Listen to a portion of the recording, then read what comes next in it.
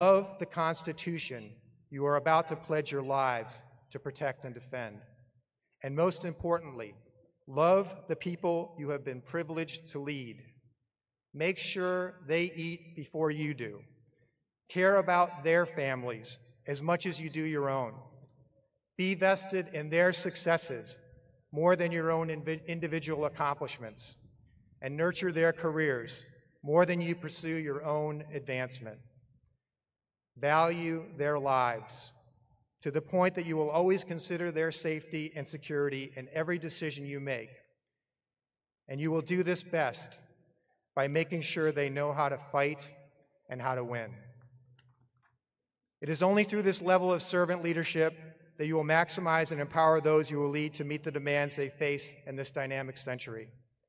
It will accrue tremendous personal satisfaction to you during your time of service. It will foster truly great moments that will make the elation you are feeling today seem almost trivial. This is the kind of satisfaction, the kind of job satisfaction that only service in the armed forces of the United States of America can provide. So prepare yourselves to experience it over and over and over, and to treasure it every single time. Officers of the class of 2018, you are about to embark on the journey of your lives. Your service is noble. Your service is just. Your service will make this country and the world a better place. Today, we thank you in advance for your leadership and the sacrifices each of you will make to keep us safe and free. And today, be assured, we love you.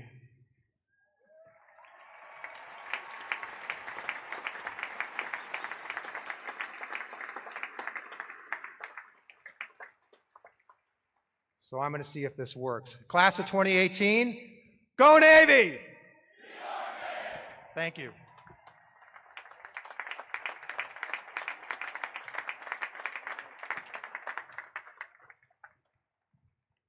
Ladies and gentlemen, class of 2018, it is my great privilege to introduce our Commander-in-Chief and the 45th President of the United States, the Honorable Donald J. Trump.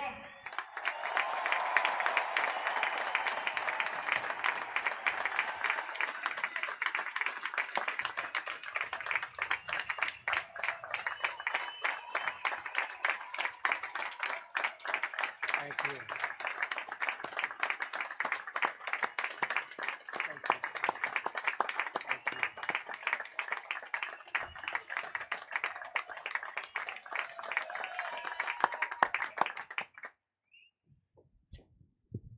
Hello, midshipmen. Hello.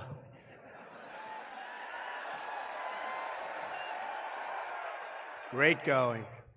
And let me say that to the entire brigade, please be at ease, enjoy yourselves, because we are all here to celebrate the amazing class of 2018. Amazing job. Thank you. Really something. Admiral Carter, thank you for that wonderful introduction and for your leadership and the incredible job you've done at this storied academy. And thank you, Captain Chadwick, for your dedication and service. Thank you to Undersecretary Modley, Admiral Richardson, General Walters, for joining us today. Thanks also to Senator Wicker, Congressman Whitman, and Congressman Vallejo. I want to recognize the entire brigade for a tremendous year. This has been a spectacular year for you. I've heard all about your achievements. And a very special recognition for the midshipmen, 4th class. You are plebes no more.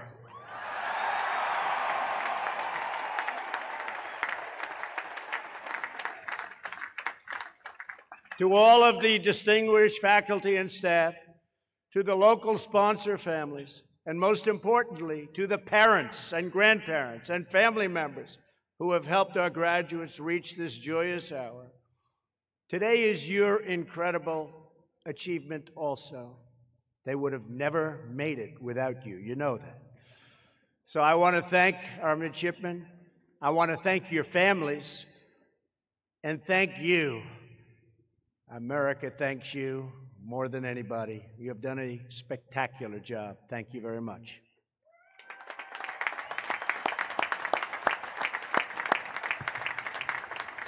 Finally, to the men and women about to be commissioned as ensigns in the Navy and second lieutenants in the Marine Corps, let me say on behalf of the entire nation, we could not be more proud of the United States Naval Academy Class of 2018. Thank you. Great job. Congratulations to you all. 4 years ago, each of you made the most important decision of your lives. You chose the path of hard work, sweat, and sacrifice. You chose the life of honor, courage, and commitment. You chose to serve the nation and defend our great American flag. You chose the Navy, blue and gold. From the first moments of induction day through a grueling 6 weeks of plebe summer, you endured and you persevered. And then the rest of the brigade returned and the real test began. You developed morally, mentally, and physically. You poured yourselves into military tactics, seamanship, navigation, ethics, and engineering. And when hard work wasn't enough, like generations before you, you gathered your pennies and sought favor from the all-powerful Tecumseh.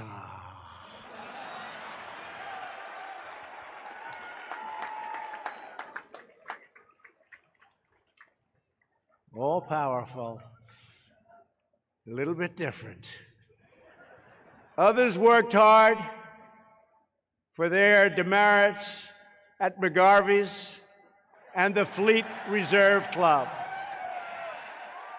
And so today, in keeping with tradition, I declare that all midshipmen on restriction for minor offenses, you are hereby absolved.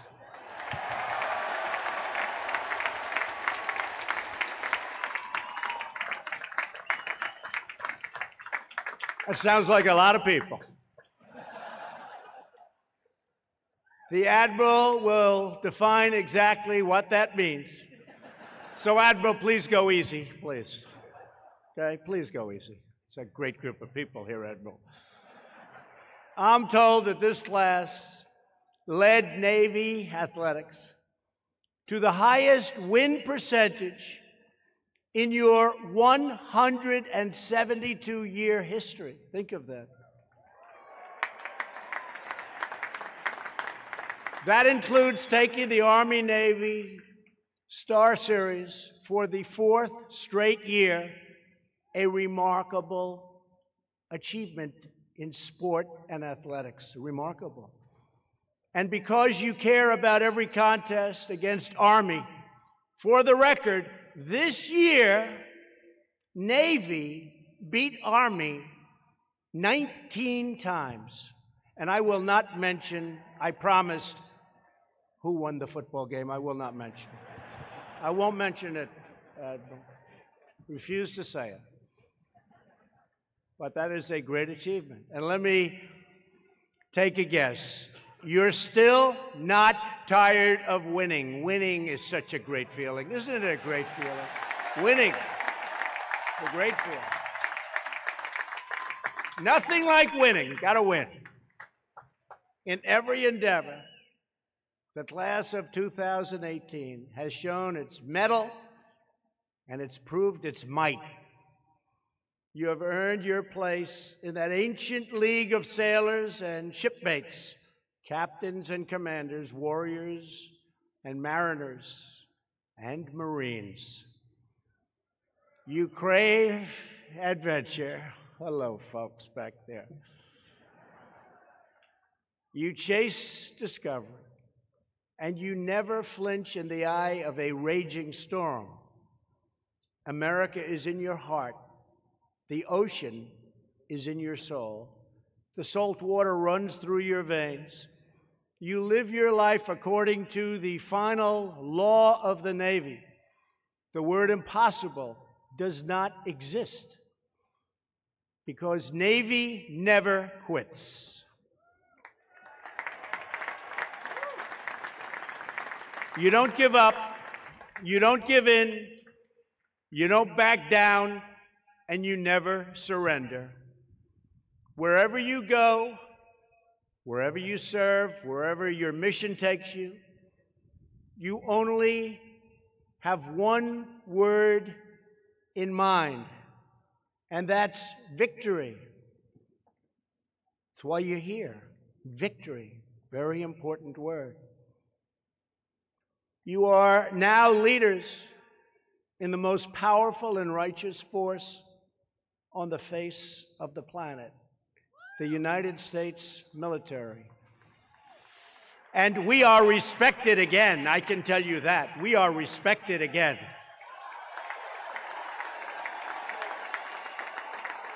A lot of things have happened. We're respected again. For the last 4 years, you have walked the same paths as Navy's greatest legends, the giants of Midway and Coral Sea and Manila Bay. Here in Annapolis, the glorious past is all around you, and so are the stories of your great heroes. One such hero who appears in the pages of your old yearbooks is Bruce Voorhees. You know Bruce Van Voorhees, well known all over. Bruce hailed from Nevada and was a member of the Naval Academy class of 1929.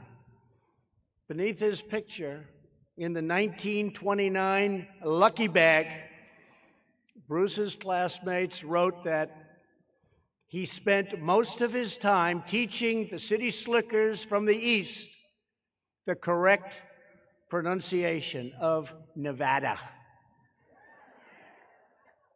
And I had to learn that too to win the state.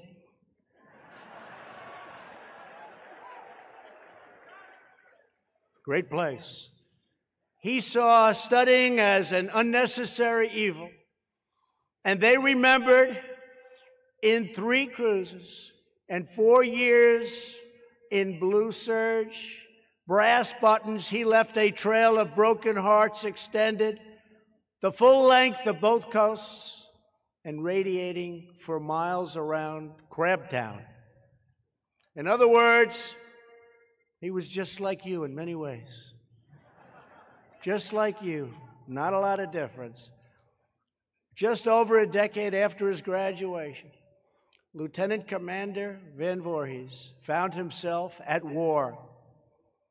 75 years ago this summer, he was in the South Pacific, commanding Bomber Squadron 102 during the Battle of the Solomon Islands. That was a rough battle. His only brother had been killed in the Bataan Death March. On July 6th, Bruce volunteered for a mission to destroy a crucial enemy base. It was a rough time. It was a rough, tough situation. He knew full well that he would likely never return. He knew he was going to die. But he also knew his daring action could prevent a surprise attack on large-scale American forces. So his plane took off alone on a 700-mile flight. Bruce flew through the darkness to his target, a tiny speck on the vast open sea. He braved unrelenting anti-aircraft fire like nobody had ever seen at that time, and a trail of enemy planes to single-handedly destroy this large enemy base, including multiple fortifications and a critical communications link.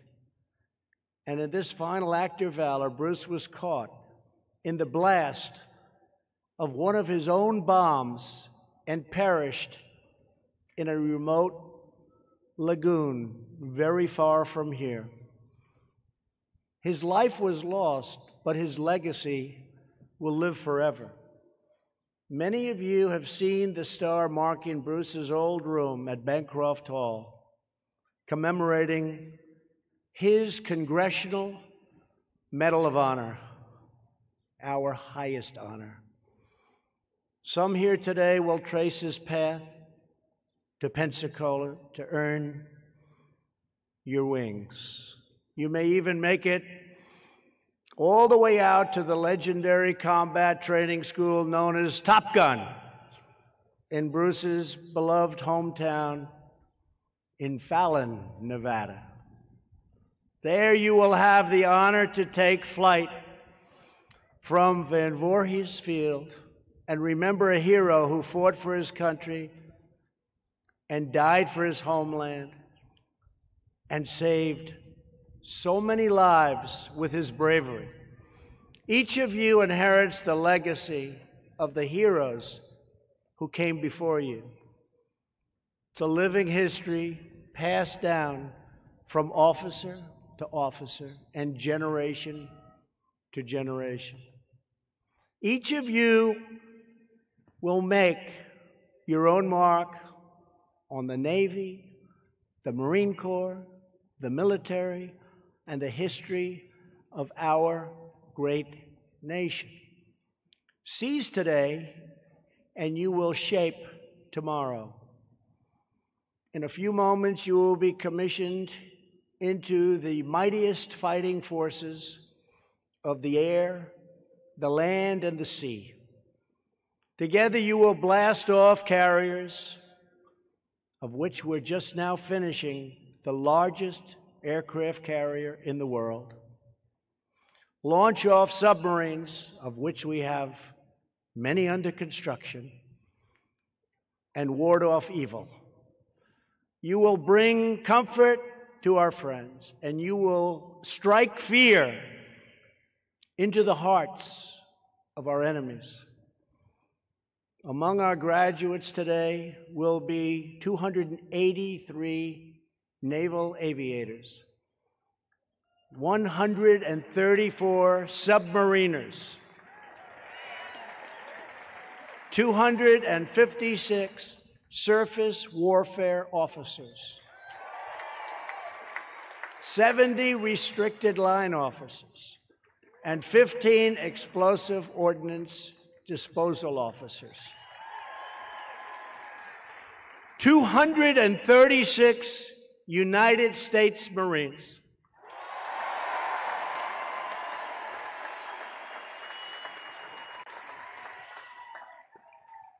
And 35 very tough, very well-conditioned Navy SEALs.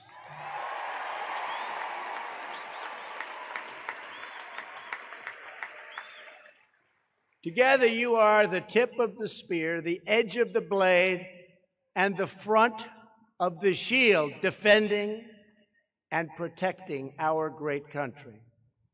You know, there is no mission our pilots can't handle. There is no hill our Marines can't take. And there is no stronghold the SEALs can't breach.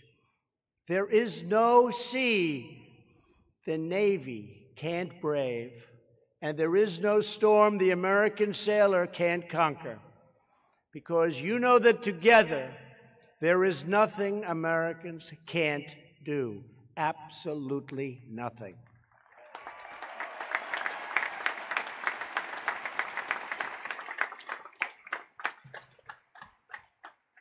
In recent years and even decades, too many people have forgotten that truth.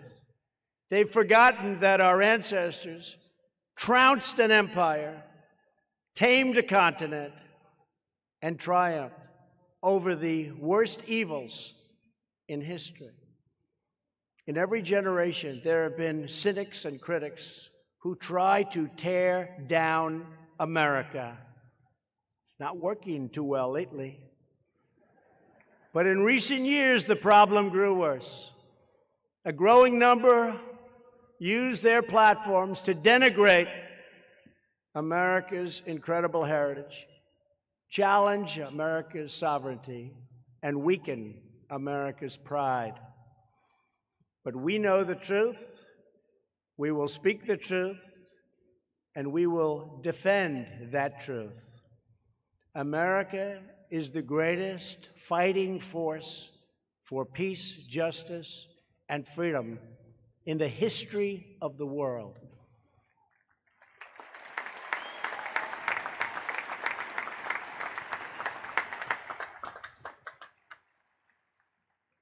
And in case you haven't noticed, we have become a lot stronger lately.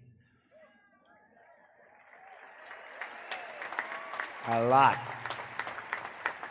We are not going to apologize for America. We are going to stand up for America. No more apologies. We are going to stand up for our citizens. We are going to stand up for our values. And we are going to stand up for our men and women in uniform.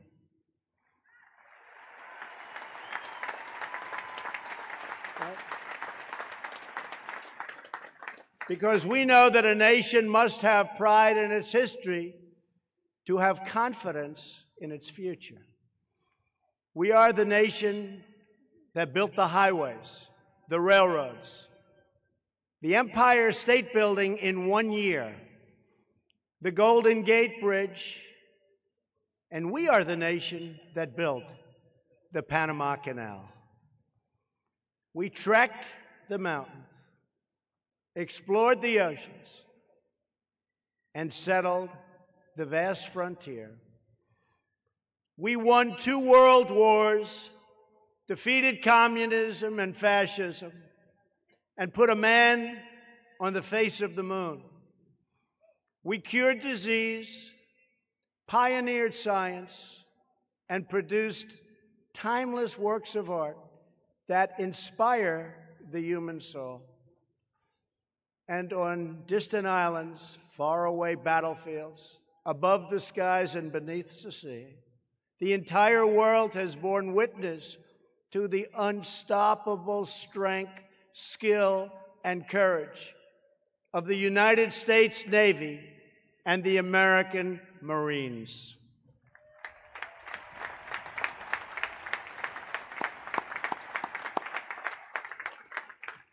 Each of you enters service at a truly exciting time for our country. For we are witnessing the great reawakening of the American spirit and of American might. We have rediscovered our identity, regained our stride, and we're proud again. Prosperity is booming at home. Our economy is the strongest it's ever been. And our country has regained the respect that we used to have long ago abroad. Yes, they're respecting us again. Yes, America is back.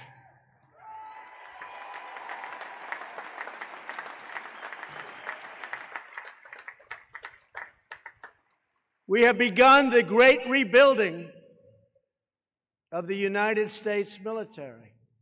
We have ended the disastrous defense sequester. No money for the military. Those days are over.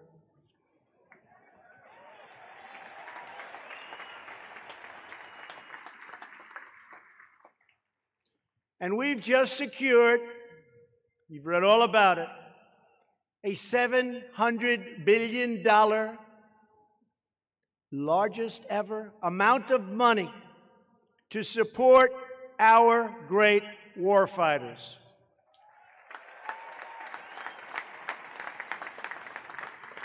And I might add that next year, the 700 billion, not million, they're liking the sound of million, but billion's better. The $700 billion goes to $716 billion, and we are going to be stronger than ever before. We will have the strongest military that we've ever had, and it won't even be close. And when did we need it more than now?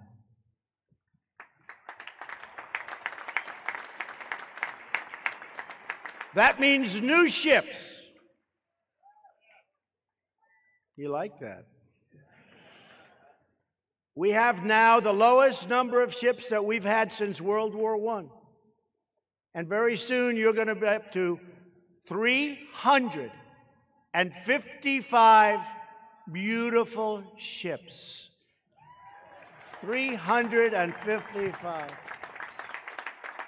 That's almost a couple of hundred more ships. So you're going to be around for a long time. We're not running out of equipment. We're not running out of ships. And that's been approved. And we are honored by it. We're going to have new equipment and well-deserved pay raises. We just got you a big pay raise. First time in 10 years. We got you a big pay increase, first time in over 10 years. I fought for you. That was the hardest one to get, but you never had a chance of losing. I represented you well. I represented you well. And this week we passed the new landmark legislation to give more choice and better care to our great veterans. We're going to take care of our veterans. We're doing a great job with it. We are taking care, finally, after decades, we're taking care of our veterans. We passed VA accountability. Everybody said it couldn't be done. That's if you don't do a good job, you couldn't get fired. Now you don't do a good job, you don't take care of our vets. They look at you right in the eye and they say, Jim, you're fired. Out. Out. You're fired. Get them out of there. They all said you couldn't get that. They tried to get it for 35 years. We just say, get him out of here. He doesn't take care of our vets. Next year, we're committing even more to our defenses, and we're committing even more to our veterans.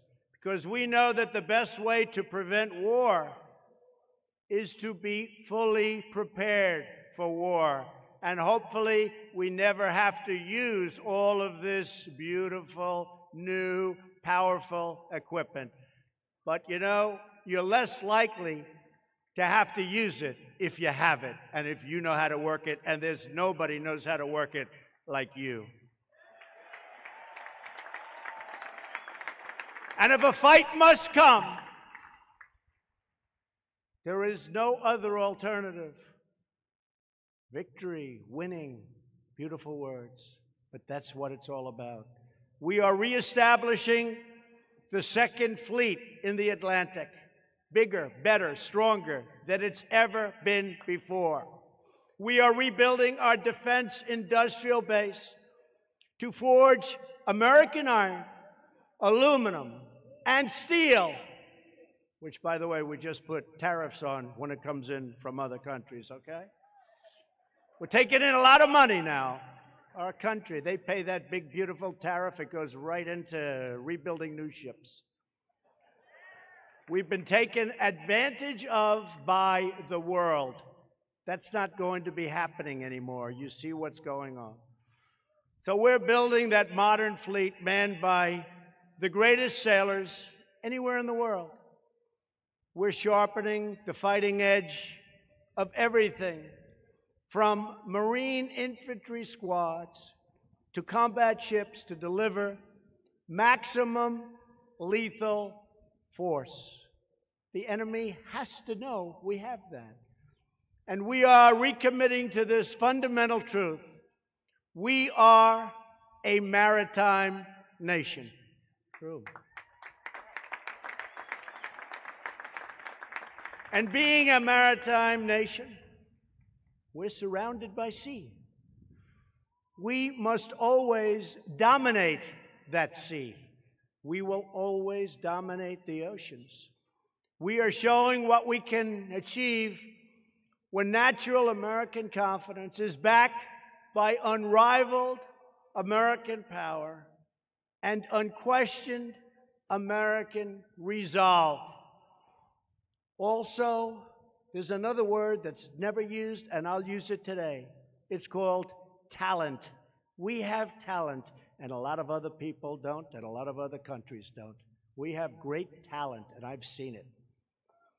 In other words, we are showing what is possible when America starts acting like its sailors and its Marines. Our nation cannot be strong without the heroes whose hearts stir the words, "Don't give up the ship." Very famous phrase.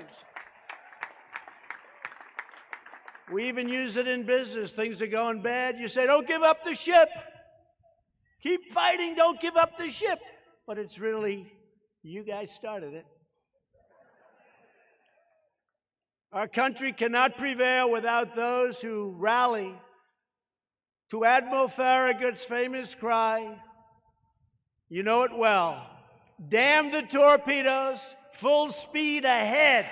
Boom.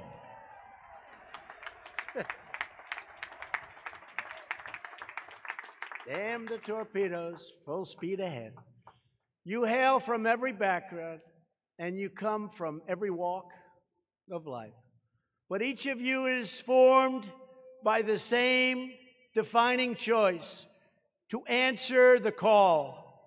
You all share the same heart, the same blood, and swear by the same motto, "Not for self, but country."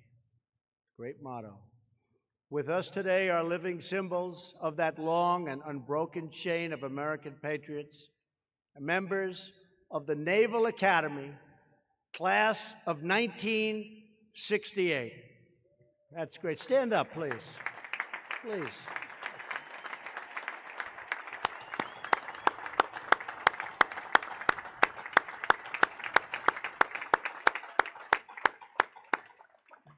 Exactly 50 years ago, they were in your shoes. They embarked into service, and they made America very proud. To everyone in the class of '68, we thank you and we salute you. Like those who came before them, today's graduates will serve America through times of triumph and some hours of peril. There will be hours of peril. You will face new challenges, even challenges that you can't envision. But you'll find new solutions that nobody can even imagine. Among your ranks is the next Chester Nimitz, the next Grace Harper, the next John Lejeune. Future generations will talk about you. They will tell your stories, speak of your courage, and someone many years from now will be standing right here in my position, paying tribute to your great service.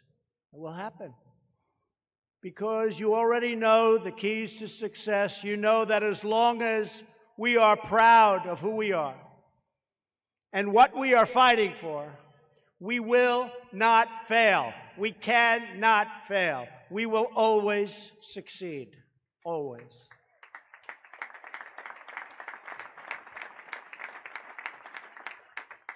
As long as we are united with the same mission, the same purpose, the same patriotic heart, we will win.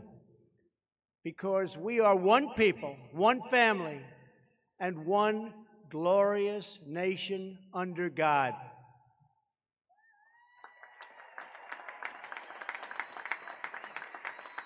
Together we struggle, together we strive, together we pray, and together we triumph. as citizens, as patriots, as Americans. We stand on the shoulders of heroes who gave their sweat, their blood, their tears, and their very lives for this great country of ours. This is our heritage. This is our home. And this is our pledge.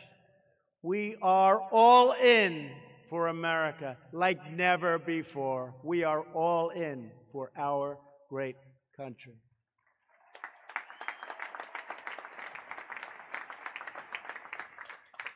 So to the Naval Academy of the class of 2018, I say a number of things. Number one, I say that I was given an option. I could make this commencement address, which is a great honor for me, and immediately leave and wave goodbye. Or I could stay and shake hands with just the top 100. Or I could stay for hours and shake hands with 1,100 and something. What should I do? What should I do? Stay. I'll stay. I'll stay.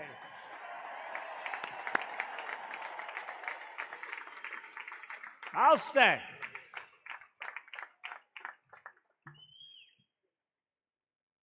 But to the class of 2018, I do say strive for excellence. Live for adventure. Think big, dream bigger, push further, sail faster, fly higher, and never ever stop reaching for greatness. Never stop reaching for the stars. You know you are up to the task. You're among the finest people anywhere in the world, the smartest, the strongest. You know you will make us proud. We know that glory will be yours because you are winners, you are warriors, you are fighters, you are champions, and you will lead us only to victory. Good luck. May God be with you.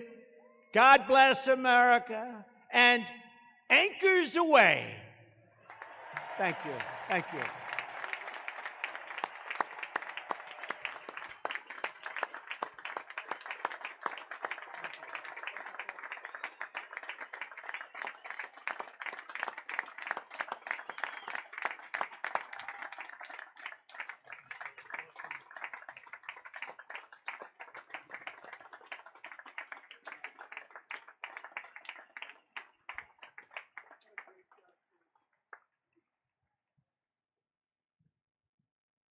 Ladies and gentlemen, the Academic Dean and Provost of the United States Naval Academy, Dr. Andrew T. Phillips.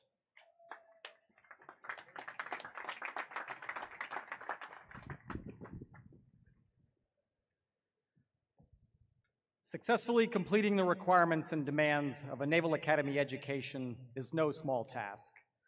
From I-Day to today, it's a steady dose of challenge, ranging from academic to athletic to leadership and character development. I have no doubt that each of you has been challenged, perhaps in ways that you never thought you would, or to levels that you never thought you could achieve. But you did, and we congratulate each of you for doing so. To the families and friends of these soon-to-be Naval Academy graduates, these soon-to-be ensigns and second lieutenants, and to the faculty and staff here today as well, I would like to thank you and congratulate you as well. The rare graduate is the one who never needed the support of family and friends and of faculty mentors. These graduates, like the tens of thousands before them, have depended on your support and encouragement. And you were there for them when they needed it most. I know you are proud of their success, and we are most grateful to you for your role in that success. Candidates, please rise. Admiral Carter, On behalf of the faculty of the United States Naval Academy, I present these candidates for the baccalaureate degree and recommend that this degree be conferred upon them. Class of 2018, as you have successfully completed your course of study at the United States Naval Academy and have been recommended by the Academic Board as Superintendent of the United States Naval Academy, and by virtue of the authority vested in me by the Congress of the United States, I confer upon each of you the baccalaureate degree with all rights and privileges thereunto pertaining. Congratulations.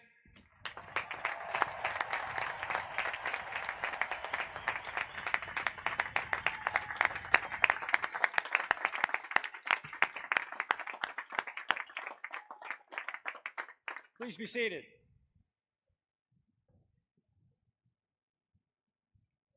The Assistant Commandant of the Marine Corps, General Glenn Walters, United States Marine Corps, will administer the oath of office to those being commissioned in the United States Marine Corps. General Walters, I present 236 midshipmen of the graduating class to be commissioned in the United States Marine Corps.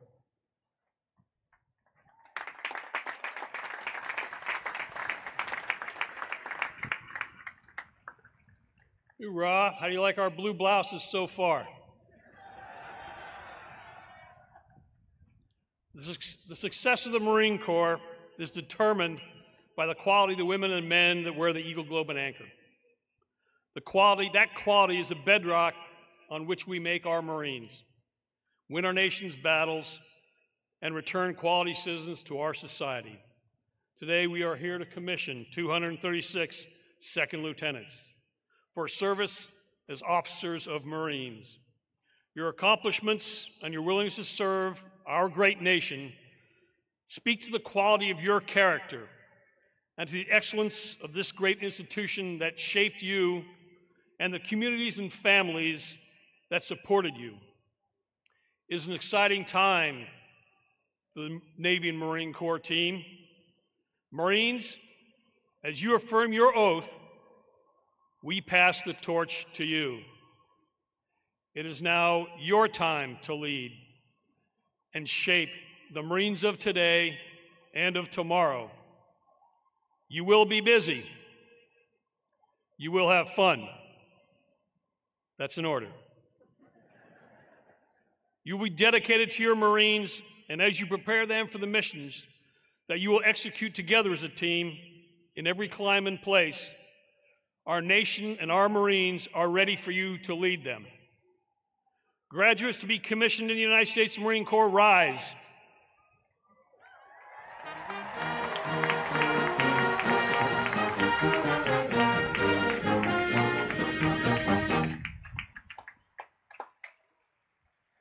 Raise your right hand.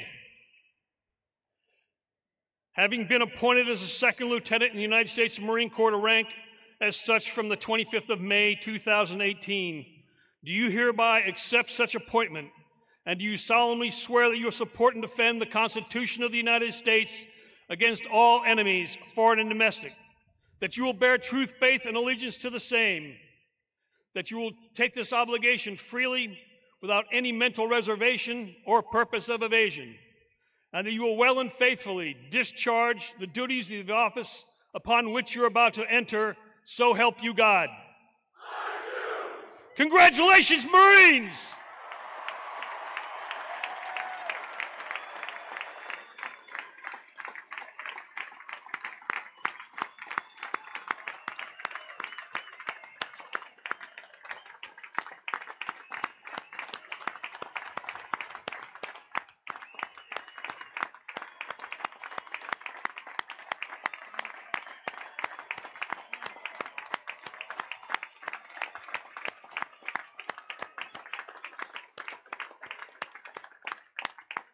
All right, lieutenants, sit down.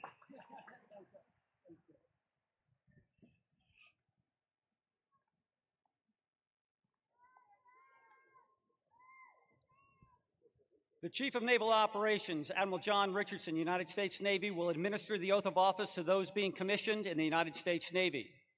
Admiral Richardson, I present 784 midshipmen of the graduating class for commissions in the United States Navy.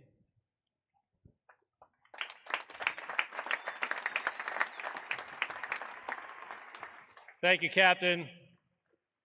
Class of 2018, you are about to take an oath. Congratulations to all the second lieutenants who just took that oath. This oath will bind you. It serves as a seal with all those who have gone before you for our 242-year history. It also seals you to your destiny that the President spoke so eloquently about. You will be tested. You will be tested during your career. But your preparation here and the strength that you gain from the words of this oath, the legacy that you inherit from those who have gone before you, you will face that test and you will make us proud. Graduates, to be commissioned in the United States Navy, rise.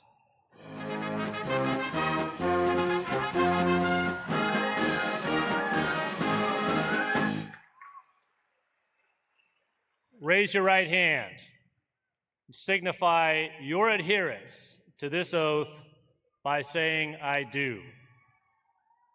Having been appointed an ensign in the United States Navy to rank from 25 May 2018, do you solemnly swear that you will support and defend the Constitution of the United States against all enemies, foreign and domestic, that you will bear true faith and allegiance to the same, that you take this obligation freely without any mental reservation or purpose of evasion, and that you will well and faithfully discharge the duties of the office upon which you are about to enter, so help you God. Ensigns, welcome to the fleet.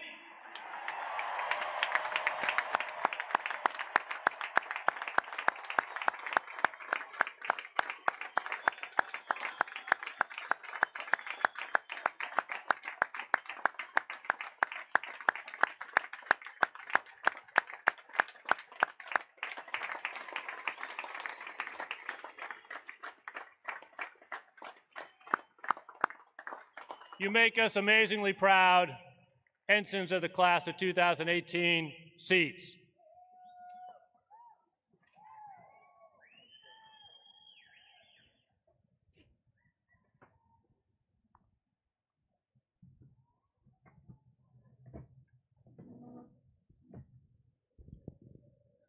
Ladies and gentlemen, today we will graduate 1,042 men and women who have met the many challenges of 4 years at the Naval Academy.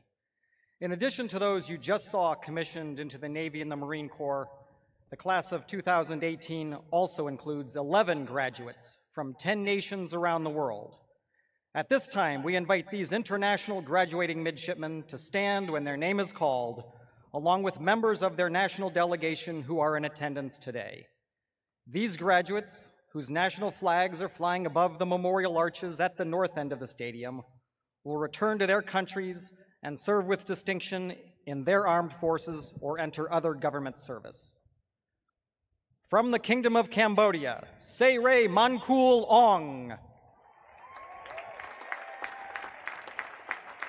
From the Republic of Cameroon, Norbert Buba. From the Republic of Cameroon, Landry M. Tomba. From Georgia, Pata Gujejiani. From the Republic of Korea, Yoonbi Ra. Hi guys, from the newsroom here at Fox 5 DC. Welcome to the show and thanks for joining us on Fox 5 Live. Obviously, the U.S. Naval Academy commencement underway. President Trump speaking at the top of that with his remarks. He'll be also handing out diplomas to those graduates coming up. But I want to switch it over to another unfortunate somber event. Maybe you heard about this morning. A shooting at a middle school in Indianapolis. Right now, they're setting up for a press conference. It's about to get underway. According to the information here, a suspect is in custody following an active shooter situation at this middle school about 25 25 miles northeast of Indianapolis. Apparently, according to reports, 1 adult and 1 student were transported. Let's listen in. Public Information Officer. We're going to provide you with some details in regards to the incident that we had today at Noblesville West Middle School. We're going to have the Chief of Police, Kevin Jallett, speak, and Superintendent of Noblesville School Corporation, Dr. Beth Niedermeyer, speak to you. We appreciate that you're going to have questions, and likely many of those questions will go unanswered based upon the limited amount of content that we're going to provide to you today. But what's important to us right now, because this situation is still ongoing, is that we got to make sure these kids are safe, and we got to make sure that we do our job as law enforcement, as public servants within this community and surrounding communities to be able to maximize our efforts. Sometimes we have to keep that information close to us in order to ensure that our kids stay safe, and that's what we're going to do. So we will provide you with as much as we can. We will plan on meeting back here at 2 o'clock to provide you with any other additional information that we might be able to release at that time. But for now, we've got a dynamic, ongoing situation, so we'll provide you with the information that's available to us, that's available for release, and then that'll be it. So first up, Chief of Police Kevin Jallett with the Noblesville Police Department. Good morning. My name is Kevin Jowd. I'm Chief of Police in Noblesville. At 9:06 a.m., Hamilton County Communications Center received a call of an active shooter at Noblesville West Middle School. Officers from the Noblesville Police Department, Hamilton County Sheriff's Office, Indiana State Police, and other local agencies responded immediately. The situation is contained. We have 2 victims, 1 an adult teacher and 1 a juvenile student, who have been transported to Methodist and Riley hospitals in Indianapolis, respectively.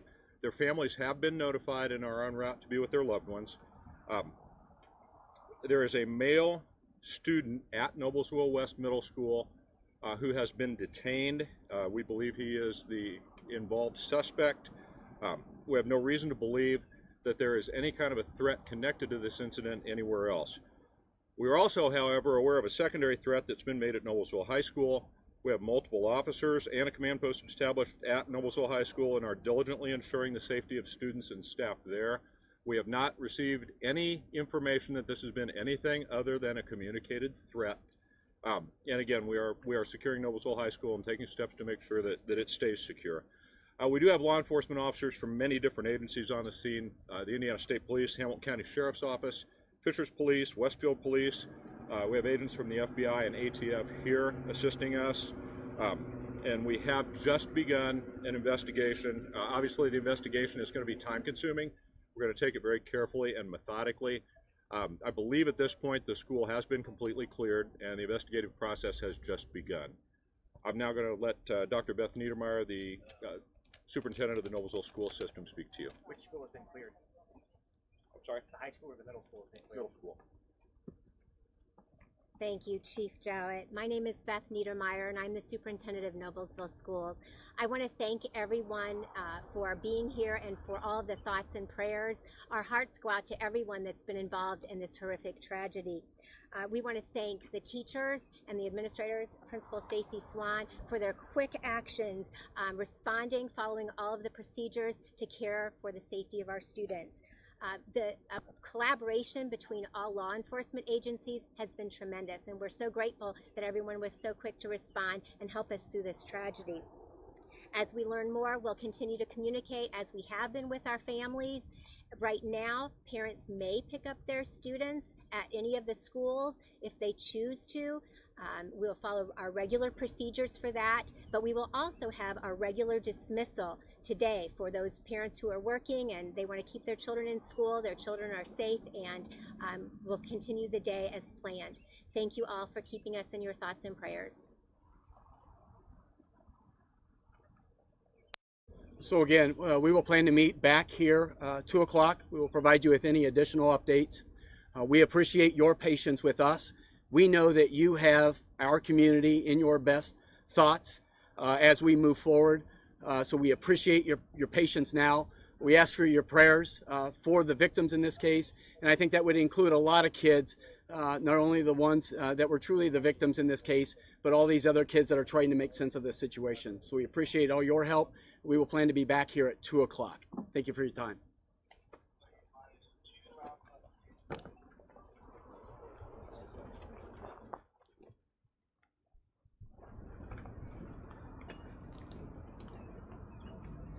The news conference is just wrapping up here in Noblesville. We've heard from the Noblesville Schools superintendent as well as Noblesville Police. All right, guys, obviously not a ton of information coming out of Noblesville, Indiana, but good to know that the two victims, they are not fatal injuries and they have been transported to the hospital after that event. More details to come apparently at 2 o'clock Eastern time, so we'll be on the lookout for that. For now, let's continue on back to the USNA commencement over there in Annapolis. President Trump now being part of the ceremony, handing out diplomas to some of the graduates after his remarks.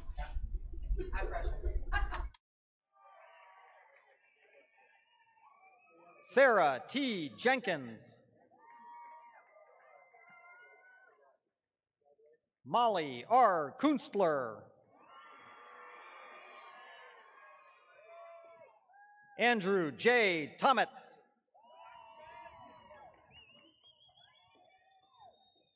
John P. Kornack. Nicholas J. Dunakey. John P. Morrison.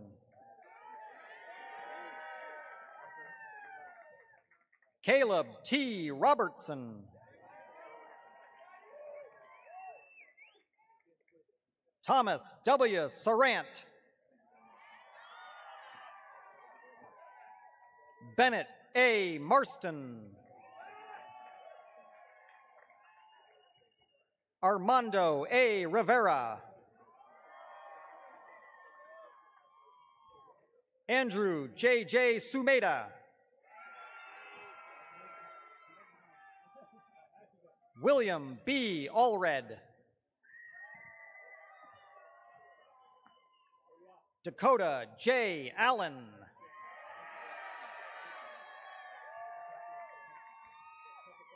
Grant D. Thornton.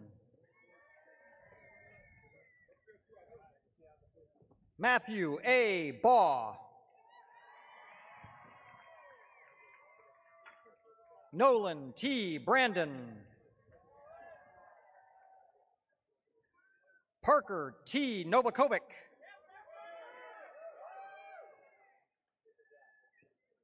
Benjamin W. Jackson. Cole M. Oliver.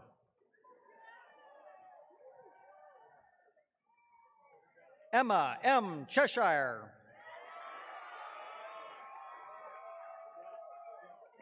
Aaron S. Wickard.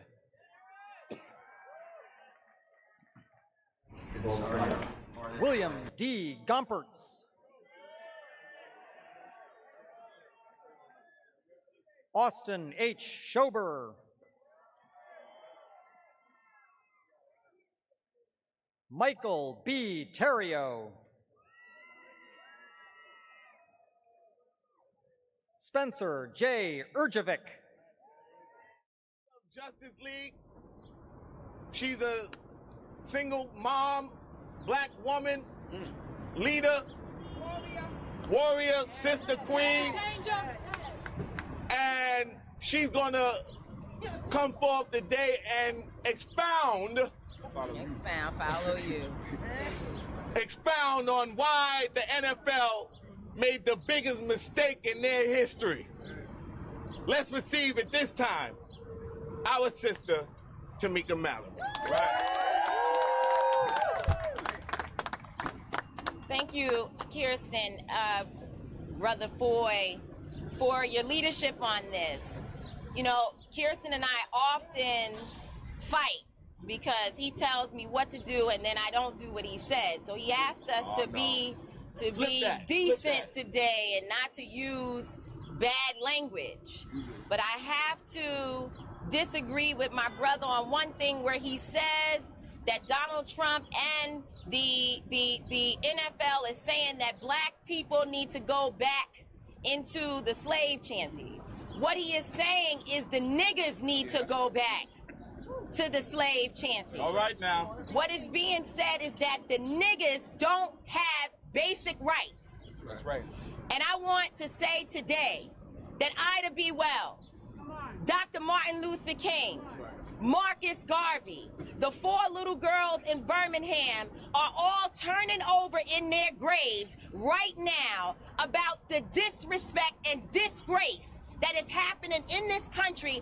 And if in fact we as black people lay down and allow this system to continue to oppress us, we are in fact the ones to be held responsible. We have the power to stand up and throw their boards off of our back. And that is what I came to say today. I'm not here to talk to the NFL. They have already drawn a line in the sand and they have doubled down on us. The question is, what are we prepared to do? What are we prepared to do? The NFL is complicit in the oppression of black and brown people in this moment. They are complicit. They have basically said, and I want this to be clear, because some people think that they don't understand why we're protesting. They are very clear why we are protesting. They know what the reason is. They understand that this is not about the flag. This is not about an anthem. They know that this is about the loss of life, the brutality of black and brown young men and women. They know that. And so for them to take a position that we have to go into the locker room to hide our oppression or to hide our protest towards the oppression is to say that they are taking the side of the abusers. That's right. Let us be very clear that they understand what they're saying, and that any of us that are confused, we're the problem, not them. They are very clear in stating that our oppression is not for the American public's eyes, that they will not provide for us a platform to talk about the abuse of our men and women. So that's the first thing. They are not confused. They do not need you to explain to them what the protests are about. The second thing is follow the money. Follow the money. Where they have been donating is what they actually believe in. So if you look at where they have been spending their money, the types of donations to the Republican National Convention, how they have been donating to Donald Trump. They are in bed with these people. This is not some, this is not an unstrategic move. This is a very well coordinated campaign, and the campaign is against the very people that play for them every day. Now, what I want us to do is to look at the historical context of even saying the owners and the players. How this all started, the owners and the players. They own these young men in their minds. They are their owners. They are slave owners in their minds. And the slave owners have said that if the slaves get out of line, talk about it, we will show them. And so they showed Colin Kaepernick, and they hung him out so that everyone can see what happens to slaves who become unruly. Yeah, that's the truth. That's the truth. The question is, what will the rest of us do about them putting the slaves in line? I personally, and those who are standing here today, will not sit by and allow ourselves to be oppressed. And in fact, if our brothers don't have the strength to stand up, we may have to stand up against them too. Because everybody that's our color is not our kind. Thank you very much.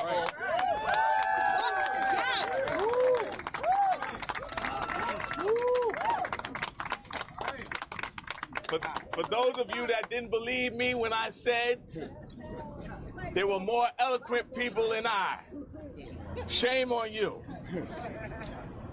I would like at this time to ask our brother, who is a champion for justice and has been so all of his life, coming out of Washington doing historic political organizing, starting a new political party, and then moving on nationally, becoming a host of his own radio show on the Sirius XM network. Make it plain. Our brother, the Reverend Mark Thompson. Thank you to Brother Kirsten and the organizers who've invited us all here today, and everyone who in fact is gathered.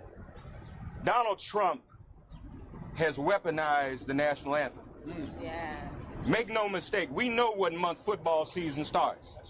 It starts in September. He wants us to have a debate about patriotism and the anthem leading into the midterms. Talk about it. Because he fears the blue wave coming. Yeah. And if the blue wave comes and you get a majority of Democrats in the House, that's Robert Mueller's next stop. And he fears that. It was never about the anthem. Never is. It was never about the troops, and it was never about the flag. Taking a knee in reverence for those whose lives have been lost. That's right. To police violence and racist vigilante violence like George Zimmerman. Talk about it. Is why they were taking a knee. As a matter of fact, they were taking a knee on behalf of the troops that give their lives. That's right. On behalf of those that lost their lives. That's right. The troops are dying for the very citizens that are being killed by the police and these other vigilantes. That wasn't against the troops. It wasn't against the flag. Now, the NFL owners need to get some backbone. Yeah. That's right. Kraft, his buddy said in the secret meeting that they fear him, they don't want him to gin this up and turn his base against the NFL. Well, I'm not an owner, but I know where his base is. It's on Fox News Channel. Right. Fox News Channel, Fox, the same company that owns Fox Sports, which has the contract to broadcast the NFL games. Talk about it. Why don't the owners say, if you don't back Sean Hannity and Laura Ingraham and all of those promoting Trump's agenda to weaponize the anthem, we're going to pull your contract. That's right. Now, the owners have to know people are decoupling from cable. That's right. You think people wouldn't watch the NFL on Netflix in a heartbeat? Talk about it. They could shut it all down. As a matter of fact, NFL, where's the NFL camera? You all have your own network. That's right. You could show your own games on your own app. That's right. You could threaten Trump and say, cut this out, or we're pulling everything from Fox, and we're going to show it on our own app. As far as the players are concerned, they need some backbone too. I pray they do. I think they do. But they've got to be unified. You can't fear these owners and be free at the same time, no matter how much money you have. Oh my God. Oh my God. And think about it, players. It's a contradiction. You have no fear of permanent brain injury, but you're afraid of some owners. Think about that. All that money in the world will not prevent you from permanent brain injury and an early death. But you're afraid of standing up to some owners? That makes no sense at all. Lastly, let me say this. The pardon of Jack Johnson is hypocritical. He hasn't apologized for calling for the execution of the Central Park Five. But not only that, it's hypocritical because Jack Johnson would have stood with these players. You can't pardon Jack Johnson and then attack the very players who are standing up for their rights and their First Amendment. Jack Johnson was a great fighter. They made a movie about him even. The name of the movie was King Kong. And they used Jack Johnson to drive a greater wedge between black and white in this country for years. Yep. Any strong man is called a Jack Johnson or a King Kong. And they're trying to King Kong these players. That's right. They're trying to make us look at them as nothing but animals or slaves. But we all stand with them. And if necessary, we'll all be King Kong. Colin is a King Kong because he's as strong as Jack Johnson. Every player who took a knee is a King Kong because they're strong as Jack Johnson. And we ask that they continue to be strong, and we will stand right with them on behalf of all of our young Jack Johnsons.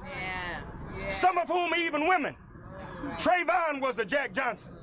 Tamir was a Jack Johnson. Sandra Bland was a Jack Johnson. We will stand with them until we have justice and we all have backbone. God bless you.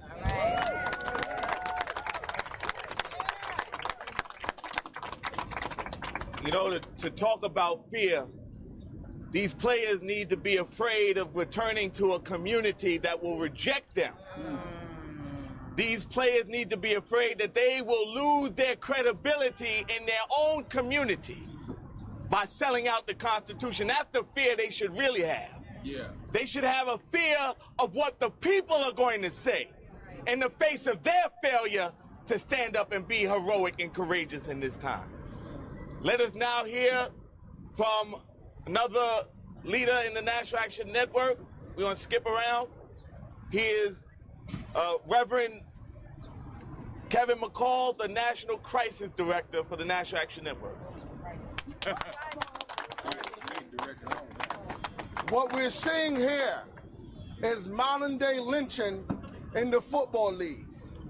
What we're seeing here is that they're not showing any love at all to any of the respect for the millions of viewers that watch football. The NFL should be able to understand that we are not going to just let them sit by and violate our First Amendment rights. Yeah. It's disputable, disrespectful that in 2018 that we have to be able to deal with modern day racism under Donald Trump. These are things that we have to stand by. So the National Action Network decided to change their name of the NFL to call them No Love, No Football Love, No Football Loyalty, because there's no loyalty that Donald Trump nor these NFL owners are showing to these players. They made a commitment. They said they're going to give money to social justice. They can keep their money and allow them to stand on principle. That's right. That's right. And allow them to stand on principle and allow them to stand on justice.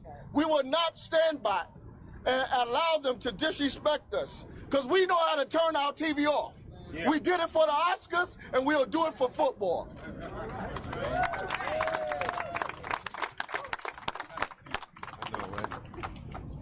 She said she wasn't going to, but she is, because I'm putting her on the spot. We're going to ask our sister Linda Sarsour to come, and then I'm going to ask Reverend Lacey if he would be prepared to come forward, and then we'll go to our other brothers and sisters. Reverend Lacey. No, we got to have a sister come on in here. Now we got to mix it up now. Woman, man, man, woman. Switch it up. Thank you, everyone. My name is Linda Sarsour. I'm the executive director at empowerchange.org and also one of the national co-chairs for the Women's March. And today, in light of watching Harvey Weinstein take that walk to get arrested, we have the NFL, who allows women abusers and rapists and people who abuse animals to play in the field, but and allow them to be on the national stage, but then we're not allowing men who want to stand up for their communities. The hypocrisy in this moment as we talk about the Me Too movement, but we have so many women who have been victims to both owners and players. Talk about it. In this time. But what we're focusing on and what the NFL wants to focus on is criminalizing and oppressing men who want to use their First Amendment protected rights. That's right. I'm just here to say that I stand in solidarity with people across the country, and in particular young black people, young children waiting to see their heroes on the field stand up for them, to ask for their safety and security in the communities that they come from. Every single day we hear in one part of this country, on some street corner somewhere, in somebody's backyard, at a barbecue somewhere, a young man or woman is being killed at the hands of law enforcement.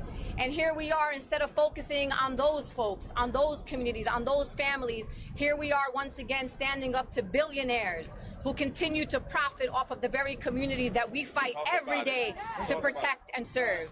We are here to protect and serve our communities. We are here to stand on principles. And my parents did not come from living under military occupation to a land of democracy that continues every day to find ways by billionaires and people with profit to silence our right to stand up for what we believe in. We call on the NFL players to stand up, that you have a movement behind you, you have a community behind you, and you do not want to look back decades later as elders and say, damn, I wish I would have stood up. Let's envision the future so we can all look back and say we stood on the right side of history. And for now, only a few of you on the right side of history. Most of you are not on the right side of history, but you got time. And we're here ready to embrace you when you are ready to join this movement, to stand up for black and brown people, and to stand up against the billionaires who profit every day off of our communities. Thank you. All right, sister. Reverend Adolphus Lacey, the senior pastor of the historic Bethany Baptist Church in Bed-Stuy, Brooklyn. He is the pastor of our president and founder, Reverend Al Sharpton, and maintains with dignity and competency and excellence the pulpit of Reverend Dr. William Augustus Jones. Let's receive Senior Pastor Adolphus Lacey. Thank you, Brother Foyle. Not only am I a pastor, but I was a history major. And one thing that I learned is that reading is fundamental. And we have a president that is incapable of reading. Because if you were to read history, we would know that this country was built on protest. You would not have a country without protest. In 1776, that was a protest that created the birth of this nation. So what I want to just drop on you real simple, protest is American as apple pie. Protest is patriotism. So you can't be a greater American unless you learn how to protest. So we wish and we implore the NFL to reverse their policy. We ask the players to be able to stand up and let them know we got their back, because to protest is to be American. And right now, behind me are great Americans exercising our civil right. And an NFL player should not be denied their right to protest. That's right. From the National Urban League, our sister Denisha, I don't know your last name. Jingles. Denisha Jingles. All right.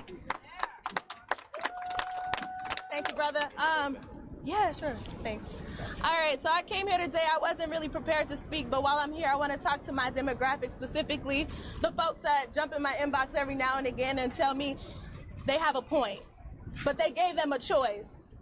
There's no choice here. This is a backdoor option. When Brother Foy said they're telling them to get back into the slave quarters, that's your option. The NFL has stand in alignment against our people, against the injustice. So when the NFL told them that now at this moment, you have a choice to go into the locker room or take a fine, you're telling me, one, that you don't care about our bodies. You're telling me, two, that you're ready to profit from the bodies that have been laid on the street. Because when the NFL is saying that they're taking a fine, where's that money going? That's right. That's right. Where are you taking it to? Are you giving it back to our communities? We don't want your blood money. Or are you taking it for your corporation? Are you saying that you are now a sponsor? Talk about it. You are now a sponsor Talk about it. for our deaths that are committed by the heads of this police system, this criminal justice system that allows these pieces of crap to get away with the murder of our people. We won't stand for it. So to the young professionals who think that they're okay, we can still watch a game or two that won't be affected. You have the power now to do something. We are the ones who are bringing their corporations forward this entire time. We give them their money. $1.3 trillion. $1.3 trillion. We are funding them. We are playing for them. We are supporting them. So when they came out and said that they don't support us, young people, we don't support them. Support ourselves. That's right. That's right. This is not okay. That's right. That's right. So like our sister Linda said, when you look back and you say, where was I during this time? You need to know that you can rest easy with your conscience and your spirit. Our people are calling for you. You need to be there for them right now. Be there for yourselves. And that's all I have to say. Thank you for your time. Thank you. He's my brother. He's a member of the New York City Council. He gets in a little trouble every now and again. That's right. Good trouble. Good trouble. That's what it is. Get some more today. Good trouble. He's a shy, unassuming guy. He's not very well known around these parts. But I think he wants to do something else with his life. Let's have our brother, my brother, and cellmate, Jamadi Williams. All right. A song just came out, and it went, "This is America. Don't catch you slipping up. Don't catch you slipping up." Woo! I heard a joke a few years ago. It said, "What do you call a black man with a PhD?" Y'all heard that one? Watch it, watch it. Nigga. What do you call a bunch of black people on a field according to NFL owners? Niggas. Right. I don't think people understand how painful this is for us whose skin been touched by the sun. Yeah. When we see this play out over and over and over and time again. The bigot in the White House, the bigot in chief, is espousing what America is, because I'm tired of people saying this is not us. Right. This is America. This is actually what America was founded on. It is founded on the bigotry and vitriol that is coming from the White House. Let us be 100% clear on that. But there is also another America that is beautiful, full of love, and like Dr. King said, be true to what you said on paper. And they look like us. And they look like Colin Kaepernick. So I'm proud to be that part of America. Y'all thought that he was just coming for criminals who are animals undocumented. But he said just a few days ago that people who protest should be deported out of this country. People have to stop pretending they're not hearing what they're hearing. Make America great again is make it white as humanly possible by any means necessary. Yeah, man. We've seen this happen time and time again, and people said it won't happen here. In Germany, the first solution was deportation, and it grew from there. This has and never has been, when it's played out in history, been about protest. It has been about subjugation of people with melanin in their skin and preventing anyone from protesting. That is what it's been about. It's not about how you protest, whether it's violent or not, is that you protest at all. That's right. That's right. Dr. King was a peaceful warrior. He was murdered as violently as Malcolm X. That's right. That's right. True. That's right. This man took a knee because a veteran told him that was the most honorable way to do this protest. Don't disrespect the flag, don't disrespect the veterans. This was a silent protest that disrupted nothing on the field. That's right. And look where we're at now. Yeah. And people thought they could be quiet and let it. The most hate mail I ever had was when I sat for the Pledge of Allegiance in the City Council. The most hate mail I ever had. People use nationalism to hide behind bigotry that leads to dehumanization, Yes, sir. and violence. Talk. Period. Yeah. That's right, Jamadi. Now I'm gonna get a little political, so I don't want anybody. We're gonna get closer to you. I'm running for Lieutenant Governor of the state of New York. I have said I'm an activist elected official. That's right. People used to complain about it. Now every damn elected official says they're activists too. Where are you right now at this time? When I was here, I think about a year ago, I said to these cameras, Cuomo, we are coming for you too. Because you are not the answer to Donald Trump. No. No. Hochul said she's an activist. Where are you right now? Don't come just for the votes in September. We need y'all to stand up right now when it's hard. It's easy to do it after we've made it safe for you. Yeah. But come help create the political wins. That's right. We have to hold the Republicans accountable, but we also have to hold the Democratic machine that paved the way for this man to rise.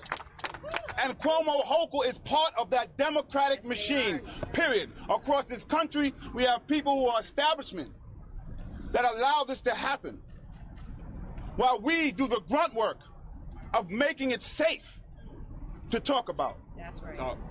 But I'm proud because I'm going to be on the right side of history. That's right. You're already on the right side. I'm going to be standing and kneeling with Colin Kaepernick, no matter what it takes, because people are suffering and people are being quiet. Yeah, yeah. People in power are being quiet. I hope people come, the media here, ask Governor Cuomo, Hochul, where they stand on this issue. Who do they stand with as they come to our community for votes? And I'm proud because I have this shirt right here. That's right.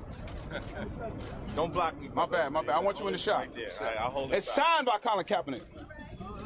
This is very soon to be a national treasure. After everybody has forgotten about the Orange Madness.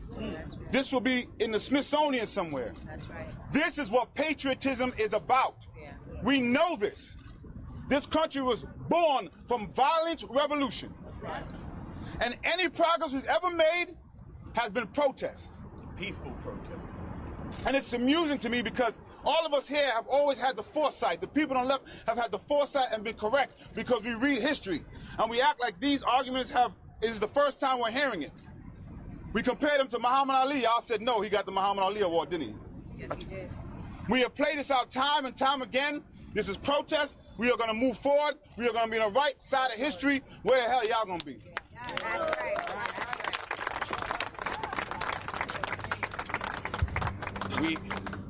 We've been joined by another powerhouse sister who is a queen of educational reform.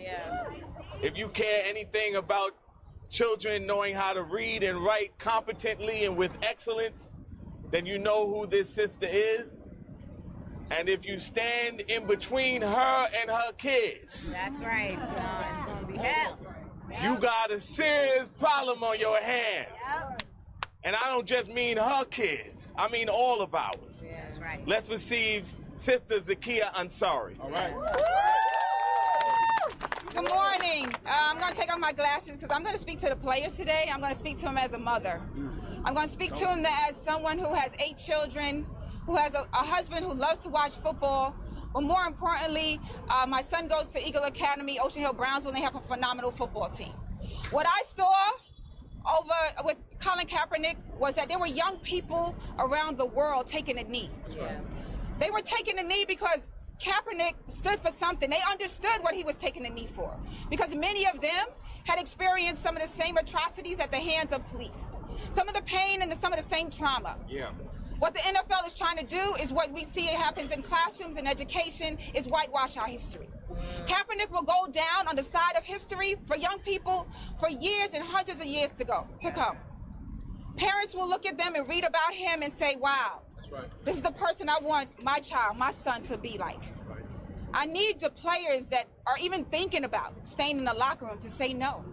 There are too many children that have put their bodies on the line, standing in unification with you because they believe that what you're standing for is what they want to see what's happening in the country as well. I need you all to find the necessary backbone, the strength that you need to come out of that locker room and stand in your dignity and respect as kings that you are. That's right. I need you. I'm reminded actually of Black Panther, that moment when Black Panther kneels down before his father. And his father says, stand up, you are a king now. The knees that we were taking define that piece of being a king, of sitting in justice. But when you stand up, it sends a whole nother message right now that we need, that as a Black community, as an oppressive community, we need to look at you as leaders. Whether you want it to be or not, you are in that moment. You are in that moment right now that you can make a difference. You can shift, you can bring hope to our community. And it may seem that it shouldn't be, but you know what? We don't define when our moments come. Somebody higher than us does. That's right. And in this moment right now, this is your moment. And you must decide, is it the money that you want? Is it that bad? Because at the end of the day, your brown babies that sit at home, when the police pulls them over, they ain't gonna know daddy is a football player.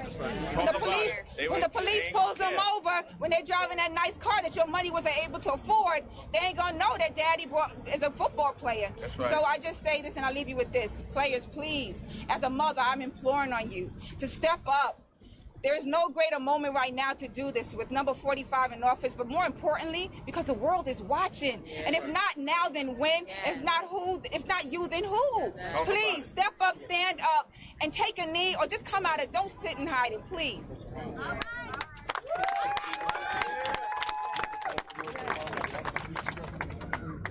His life has been committed to empowering young black and brown and other men of color who've been locked out of employment by giving them the tools necessary to get into the job market, to stand on their own feet.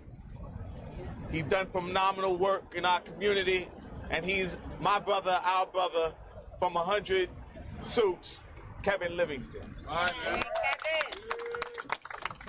Salute. I first want to salute my hero, Colin Kaepernick, Eric Reed, and the countless others who took a knee during this season to protest Black lives being murdered by police.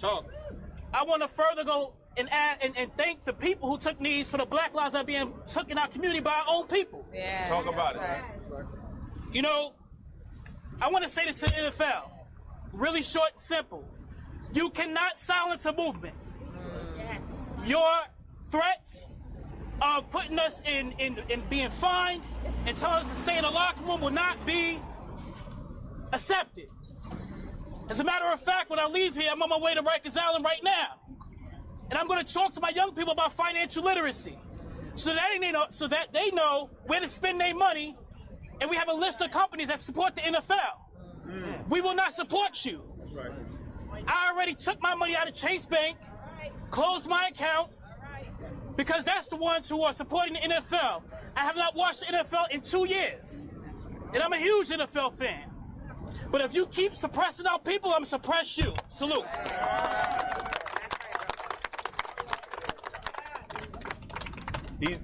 He's the general.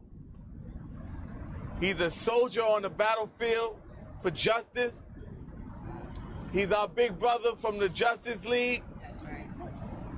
And his name, if you didn't know, shame on you. You're going to know now. My son, the general. That's right, Mike. I'm going to make this real brief because we heard a lot of good speeches from a lot of brilliant orators. I just want to speak directly to the black NFL players. Come on. You are going to be defined by what you do at this moment. Yes, right. This is calling for you to stand up. Where's your heart at? You have to have the testicular fortitude to stand up right now. Your children are watching you. We're going to say, where were you when Kaepernick was taking the knee? That's right. That's the same way to ask people, where were you when Martin Luther King was marching down that block? That's right. You are going to be defined.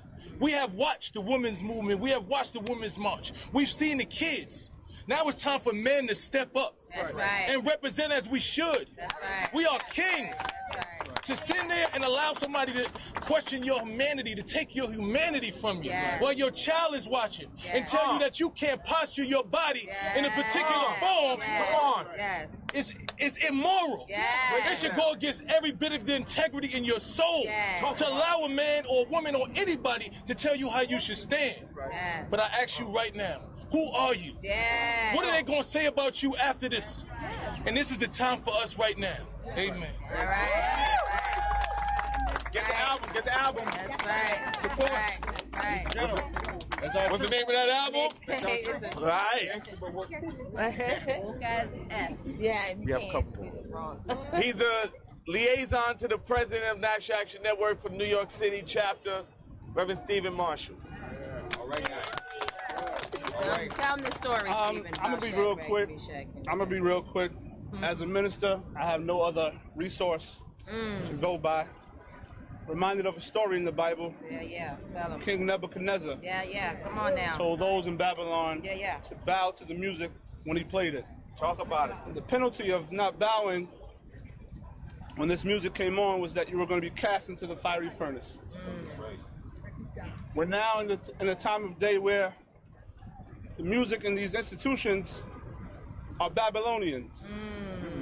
We have Nebuchadnezzars throughout the halls of institutions in which black people support.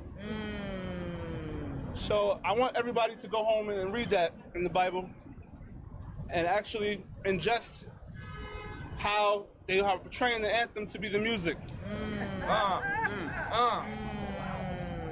That's why I tell my daughter, be careful with the music you listen to. It will have you bowing, bucking, and twerking. That's right. Because it's Nebuchadnezzar who wrote it. Bucking. So I tell the players, black ones, those who we support, just don't ever bow to the music. God bless. Yeah. Tell them about the other part of the story. See, What? tell them about the second part of the story. Second part of the story. He ain't read that part. No, she read it. Yeah, We're gonna wrap up, but before we do, we're gonna have our brother from the Ecclesia Ministries of New York. He's known on the streets simply as Father Clyde. Let's receive Father Clyde at this time.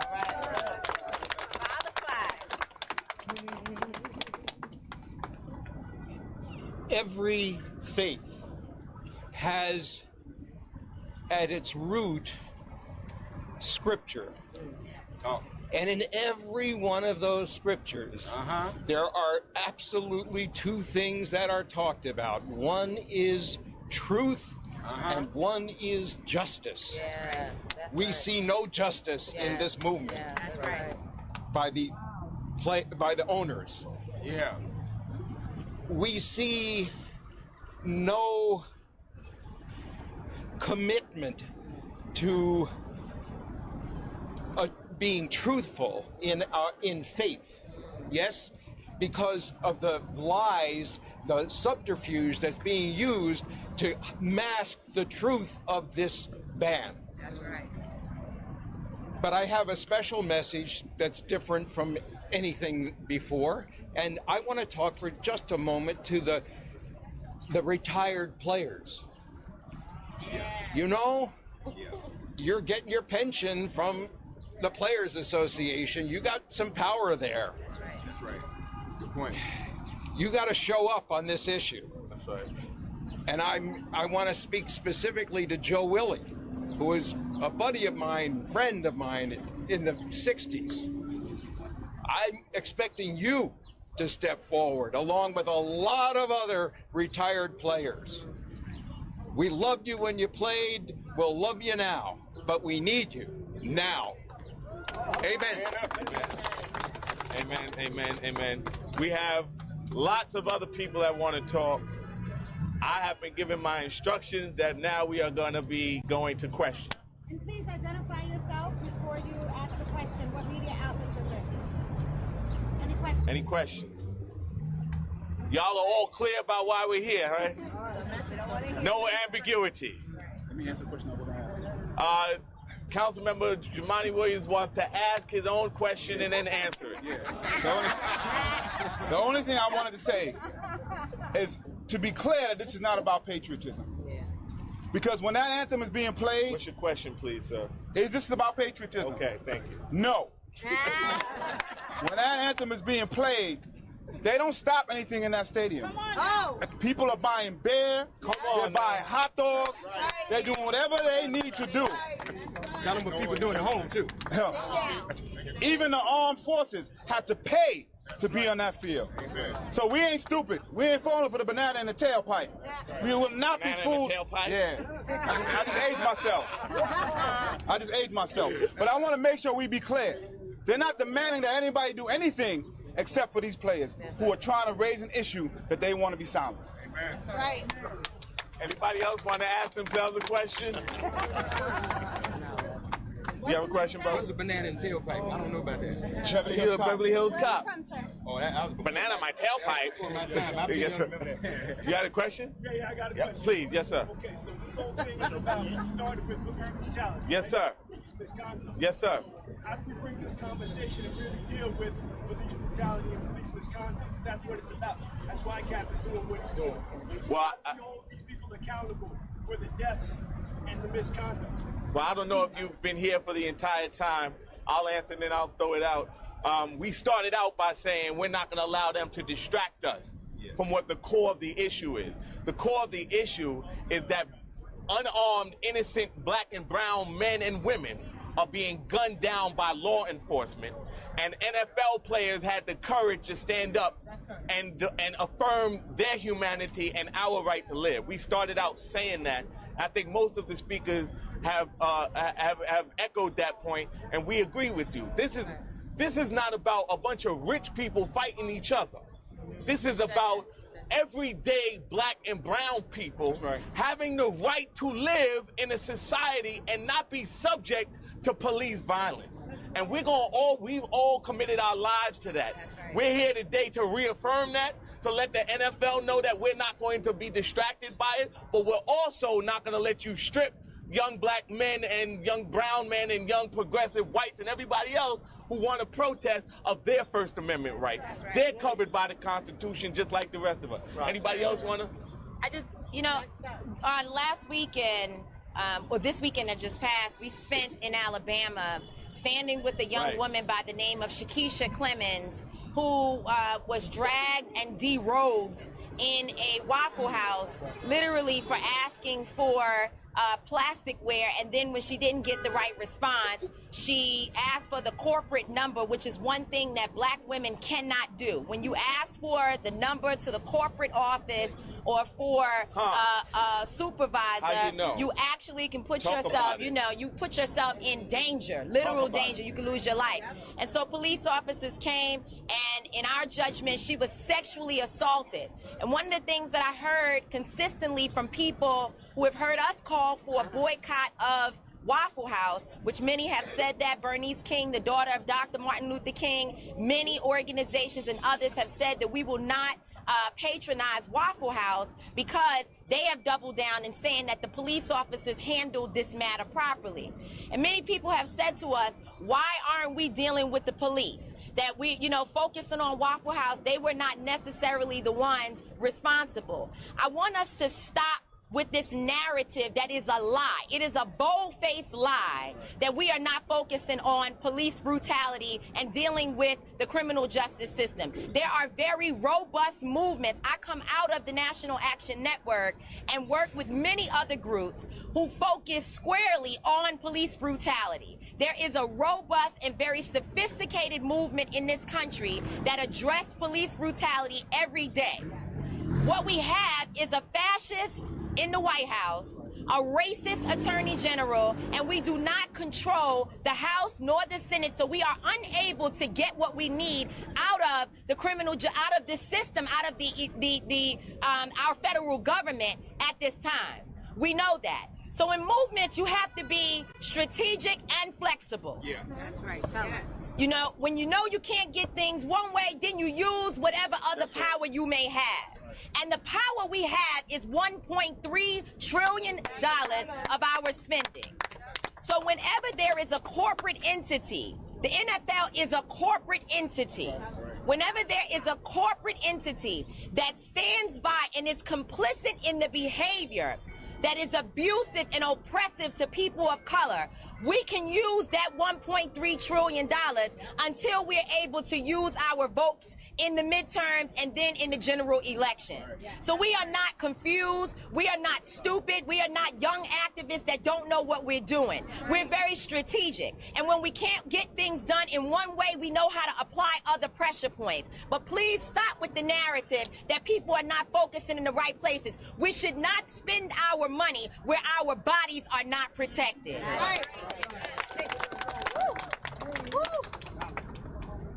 I should have mentioned, I forgot to mention that Shakisha Clemens is a Jack Johnson too. Yeah. But as Trump, has weaponized this, the anthem and standing for the anthem was already politicized years ago. What the owners have done somewhat by telling the players to go back in the locker room is pun intended. They could have decided to give that money back to the Department of Defense, go back to the previous regime where there was no anthem and nobody was on the field before the anthem. That's right. So the Department of Defense first politicized it, and Trump has now chosen to weaponize it. Again, if the owners had some backbone, they could stand up and say, this is dividing our game, and worse, it is dividing the culture of America. So the owners should give that money back, end the whole charade, but at the same time, every player should have the freedom to express his First Amendment rights wherever and however she or he pleases. Okay, thank you, everyone. Question? You had a question? I mean, last year we saw some of the owners join, on the field in solidarity. What is your hope for the season opening this year, where we've seen the Jets, I think, offered Well, maybe any our demand is this. Our demand is that the NFL reverse that immoral and unconstitutional decision. Right. That the weak owners stand with those who either for altruism or profit decided they were going to reject this decision, like the Jets, like Atlanta and San Francisco, where they are showing leadership for whatever reason. We want to see the rest of the NFL follow that lead. Reject this immoral and unconstitutional decision. Admit they had a little too much rosé in the boardroom that day. And let's move on to how we repair and rebuild our culture and our nation, and stop being pimped by a pimp and used as a proxy for fascism and racism. Because what these billionaires have now become is part of Donald Trump's harem. Okay, folks, that's it. And folks, you gotta identify who you are moving forward, but I think that is going to conclude it for today, okay? Thank you very much.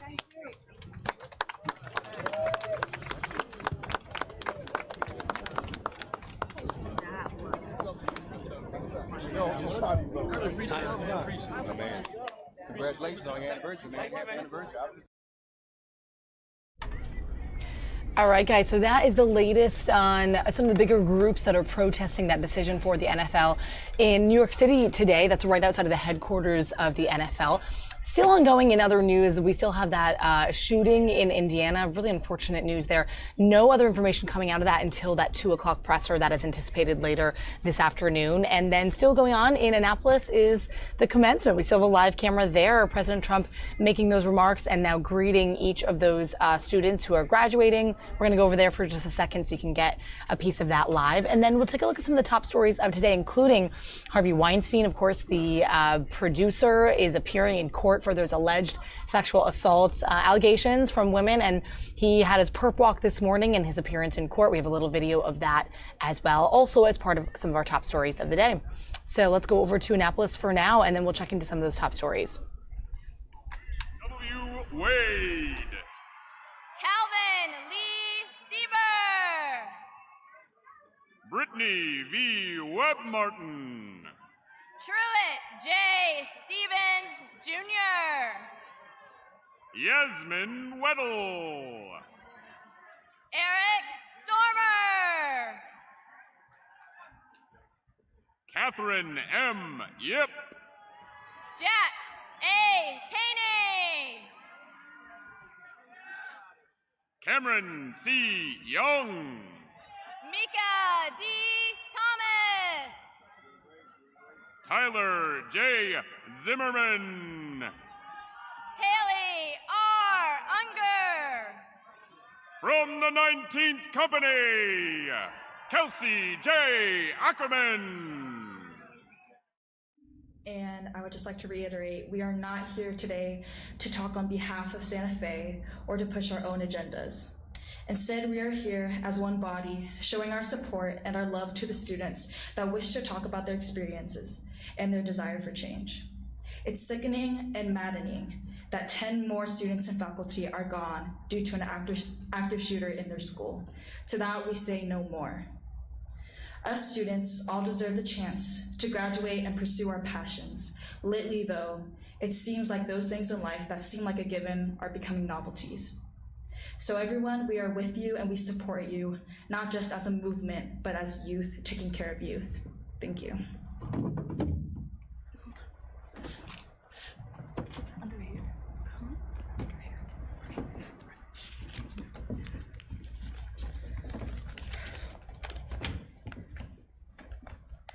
My name is Megan McGuire. I am a junior at Santa Fe High School. My goal in talking here today is to prevent another community from having to endure what my hometown has been through. The simple reality is that if we do not do something, another town will be ripped apart like mine. 20 children died at Sandy Hook in 2012. 17 lives were lost in Parkland, Florida, just a few short months ago. And now, right here in the town that I love so much, 10 of our community members were tragically killed. 8 of my classmates and 2 of my teachers. The truth is that whatever we are doing as a society, or not doing, is not working. Inaction is not an option. We must do something, and we must get it right. School safety is a complex issue. There are many potential solutions like increased security and improved ways of dealing with mental health. We need to explore all potential solutions and get them right. One of the many portions of the solution is gun safety. When I say gun safety, I don't mean to take away responsible gun owners' guns. My dad is a gun owner. My grandfathers are gun owners. I don't want to take away their guns, or your guns for that matter. I'm a strong proponent of all 10 amendments in the Bill of Rights, including the Second Amendment. What I mean by gun safety is common sense solutions to keep those who wish to harm themselves or others from obtaining guns. Gun safety means making sure that gun owners do not let their guns fall into the hands of young children or those who are not mature enough to be able to handle weapons that could take someone's life.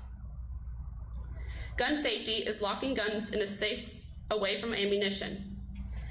Gun safety is reporting when guns go missing. Gun safety could be one of the changes that could save your children's lives. I want to thank everyone for all their thoughts and prayers. They are very needed and appreciated, but I do have something for elected officials who think that doing nothing is acceptable. My thought is that if you do not do something, you do not have a prayer of being elected. My generation will see that. Thank you.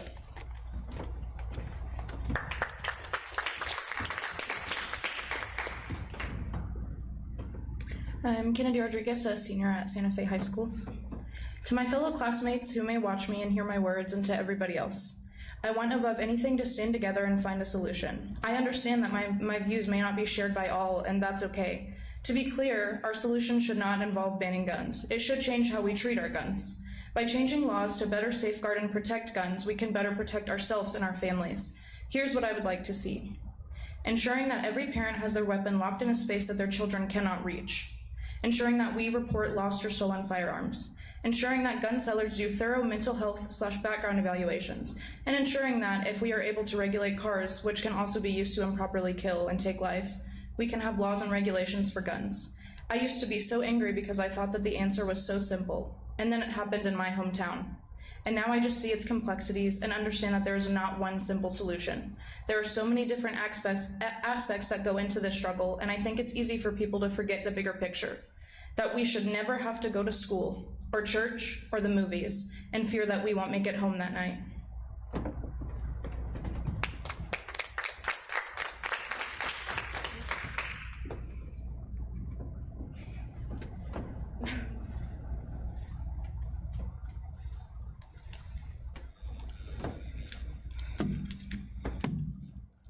February 14th, 2018 was a normal day for me.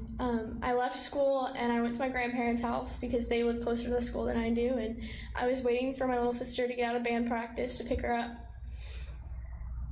Whenever I sat down and started paying attention to the television, I learned of the Parkland shooting. I followed the Parkland kids closely afterwards, and their action and their voices were so inspiring to me. On February 28th, the Parkland kids were enjoying their first day back at school, and my best friend was sitting with his back leaned up against my chest and a textbook hugged close to him. My school was on lockdown for 4 hours because we had heard popping noises that still are unconfirmed to this day outside of the school, and there had been threats made to my school. We didn't know that there wasn't a gunman. We thought that there was for 4 whole hours. Later that week, I convinced my mom to let me go to March for Our Lives Houston, and I attended in March, and it was honestly so inspiring to see so many people my age speaking out for what they believe in and standing up for victims. On Friday, 1 week ago today, a gunman opened fire in my high school. 10 people out of my small school of 1,400 were killed. I'm here today to ensure that that never happens to anyone else. Simple laws like locking up your guns and mental health and background checks on not only gun owners but also their family members could have possibly prevented what happened in my high school. It's so important that we understand that none of us are trying to take your guns away. My father owns guns. I've grown up with guns in my house, but they have been locked away in a safe with a password that I do not know on them my whole life, and they have never been of any danger to me. Things like this, proof that it works in my own household, is so important, because if we can pass laws that make it mandatory for gun owners to lock their guns in a safe, we can save children's lives, and we can make sure that nobody goes through the pain and suffering that we are going through right now. If your congressmen do not believe in this, vote them out. Vote in November. It's the most important thing that you can do. Rally behind the people who believe in us and rally behind our cause, because we will make a change.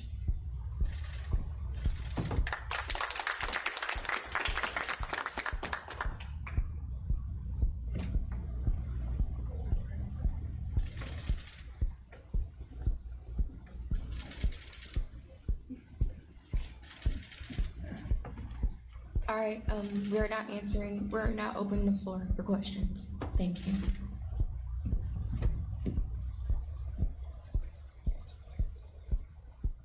Excuse me, any of you guys speak Spanish? You can send a message. Written message in Spanish. I'm sorry. I'm so sorry. No, they don't. Just running this advocate. Companies just offered to provide metal detectors for your security issues. And if you could go by the microphone, I'm sorry. No, you can't detect. They're getting microphones.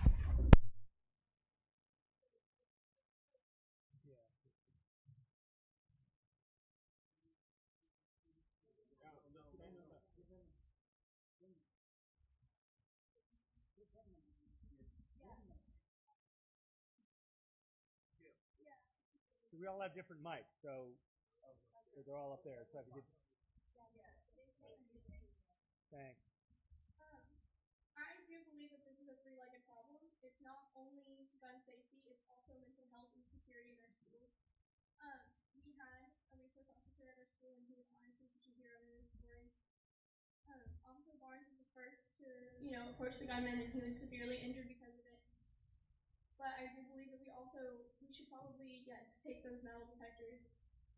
It's kind of a hard way to think about it, because we shouldn't have to. We should not have to have this happening, and turning our schools into prison-like situations is so hard to think that I might find that necessary, but if it makes my fellow students feel safer, then that's what I want, is safety, more than anything. I'm only a junior, and personally, I'm so thankful that we were offered these metal detectors, because I do have to stay at the school for another year, and my brother has to stay at the school for another 3 years, and I think that this is best for our safety right now. Well, while you're up there, what other steps would you like the school to take? I mean, you got the floor. Maybe another armed officer in our school. Having those officers it helped a lot. They were running towards the problem, which alerted teachers that something was going on, which, you know, had them let them get us out of the school. And so things like that, like armed officers, maybe having the doors locked not only from the outside but also from the inside would be nice, and having like some kind of technology to where you could unlock them like with a switch in the office or something like that, so that if something like this were to happen, you could unlock them from the inside so that people could get out, but also having them locked from the inside to where you can't let your friends in. Are you kind of worried at all about the pushback for pushing for gun safety efforts? I would rather not answer that question right now. This isn't focused on that. This is about gun safety and what we are trying to get done in this, you know, horrible time. Can you talk about how you feel about going back to school on Tuesday? I have mixed emotions. In a way, I'm kind of glad that we get to go back to school, because I don't want that day to be the last day I ever step foot in my high school. But also, I'm so worried. I'm kind of scared. I did not experience the worst of it at all. I was very, very fortunate to get out on time. But I think the fact that it's optional for us to go back is very nice. I want to spend time with my classmates, and I want to, you know, have that closure of that horrible day not being the last time in my school.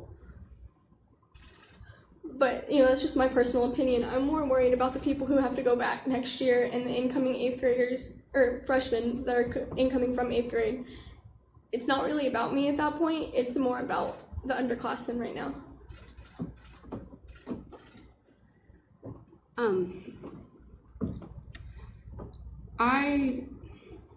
Can you repeat the question, please? How do you feel about going back to school next week? Personally, I'm glad that I get to go back to the school. I mean, of course, I'm worried for my safety, and it will be a very emotional process. But I'm glad I get to see my teachers and friends at the school, because it's been very hard to see them and talk to them in a way that isn't rushed and just, you know, a hug, a pat on the back before they have to move on to their next students or their other friends. So it'll be good to see everyone all together in a way that is controlled. Thank you. Megan, I have a question for you. Again, you know, sorry for what's happened.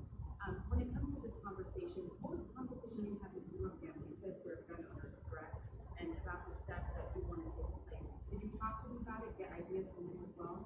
From my family? My family, everything I've talked about with them, they're very supportive, and that they agree, as responsible gun owners, that we need to keep guns in check and out of the hands of people who could potentially harm others or themselves. So they do agree, as responsible gun owners, with all of our policies that we're trying to push for. Just hours ago, there was about 30 or 33 people in Austin talking to the governor about exactly what you're saying right now, the measures that they want from your community. But the majority of them said that guns aren't a problem. What do you say to that?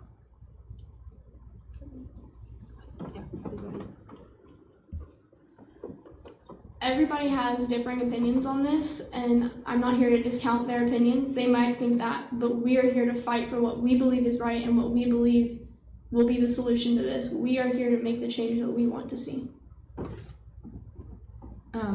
I think that it's a multifaceted issue. It's not just, you know, one specific thing. It's not just, you know, about gun reform and gun safety. It's about, you know, mental health, and it's about safety, and it's about a lot of different things. It's really a broad spectrum, unfortunately. It's not just about, you know, one thing. There's not one simple solution that we can take. So I think, you know, it's important for everybody to keep open minds about that. Hey Kennedy, you mentioned mental health. What else can be done in that realm? I am not super comfortable answering a lot of questions, so I'm sorry. We do think that we should have a licensed therapist in our school. The counselors at our high school are great people, but they're more advisors on like how to go to college and that kind of a thing. So we believe that maybe having a therapist in our school would help, especially if people are having like parental issues at home. You can't necessarily go up to your parents and be like, hey, you're the problem, I need to go see a therapist. It's easier for them to have access. Also in low income areas, some students can't afford going to a therapist, so having them readily available at schools will help with the mental health issue a lot because it'll make them more accessible to teenagers. What do you think about the lawsuit that got filed yesterday by the family members of victims against the shooters about this very issue? I am unaware of that, so I just don't want to answer questions about him at all. We'd prefer not to talk about him. Well, it's about the lawsuit. I'd prefer not to talk about the lawsuit. A quick follow-up question about the mental health resources and eventually counseling for high school. How many counselors do you have? I think we have 4. We have 1 for each graduating class. They're mostly like college advisors? They're college advisors. Mm-hmm. Do you think it should be mandatory for every high school in Texas to have a license? Yes.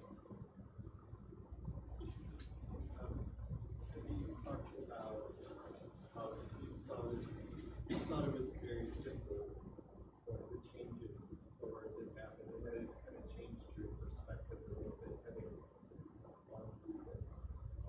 And for anybody, how has this changed your view, even from a week ago or 2 weeks ago, of what needs to be done?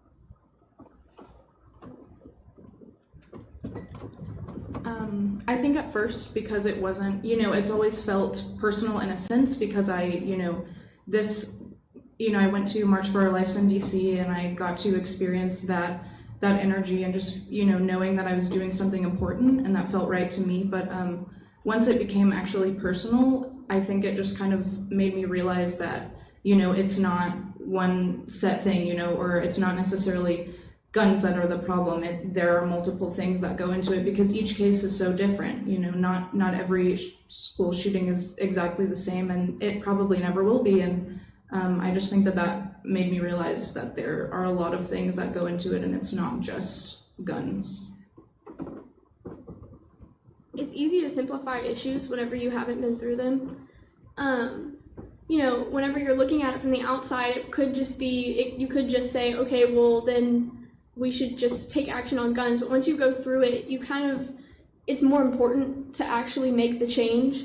And so having change coming from so many different angles will help as much, you want to help as much as possible. So having change coming from so many different angles could be so much more beneficial than just coming from one.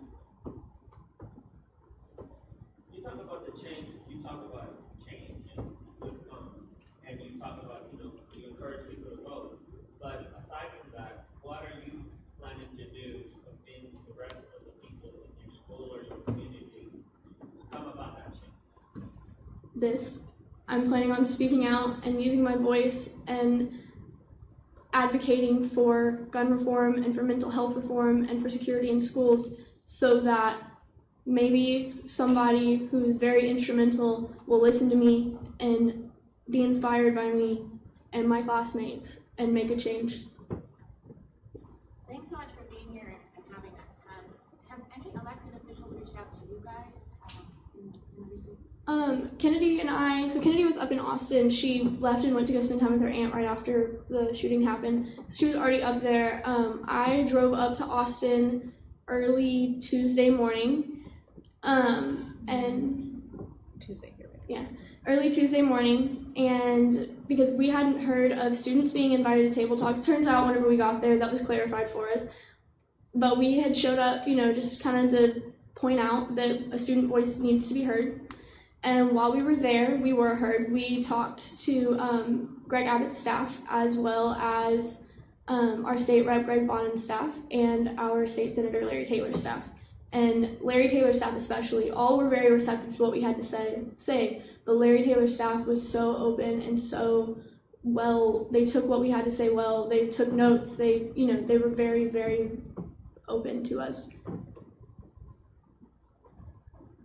Speaking of advocacy and want to continue using your voice, I'm wondering if how you plan to use the summer, continue your advocacy during the summer. We have been planning things with them and using those resources, as well as I am doing a democracy fellowship with the Mike Johnson campaign, who's governor for Colorado. So I'll be there for a few weeks using that, and they can talk more about what we have planned for this summer, but we have a few things planned for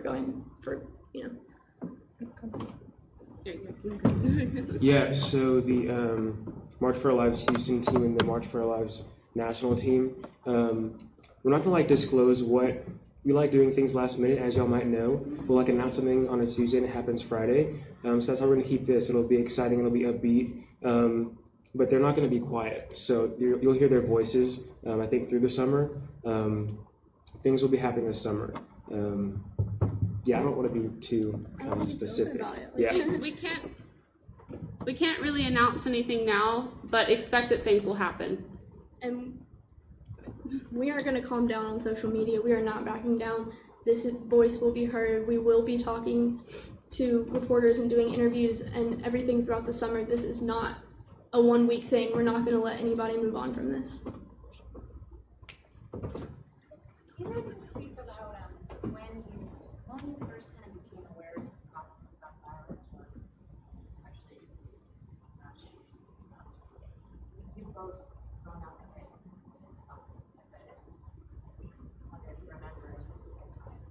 I mean, it's always kind of been in the back of my brain. I've heard stories of Columbine, Sandy Hook happened when I was 12 or 13. But mainly, it became more of a passion for me when the Parkland shooting happened, for sure. I was 11 at the time of the Sandy Hook shooting, and I remember specifically looking at the newspaper of all the victims on my grandma's kitchen table and thinking as an 11-year-old that bad men shouldn't be able to have guns. And I had no idea about the politics of it and everything behind it. And I had thought that until what had happened a few months ago in Parkland, and that's when I really thought that something needs to change and that we shouldn't have to sit through this and wait like sitting ducks any longer.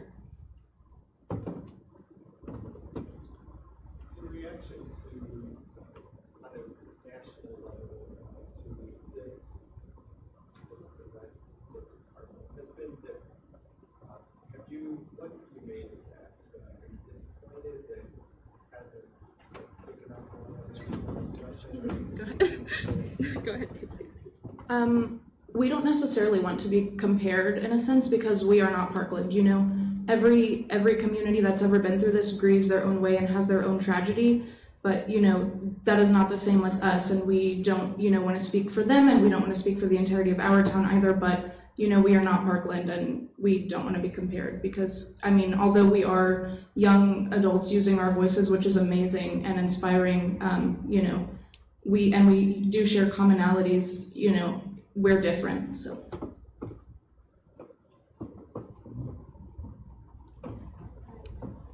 Thank you again for talking with us and sharing your experience and your thoughts.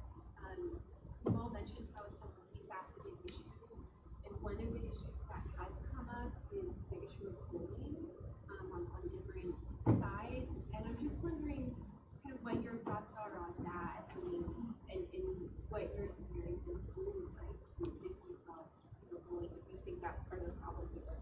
So, we've all been bullied. I went through a really, really rough time my 8th grade year because I was bullied, but I've never ever thought of committing that kind of a crime because of bullying. Be nice to people. Be nice to everyone around you no matter what. But this is more of a mental health issue because people can be bullied and handle it in different ways. just everybody that's bullied doesn't shoot up schools. That's not how this should be. This shouldn't be, oh, he was bullied, he's a victim. He's not a victim. He made victims.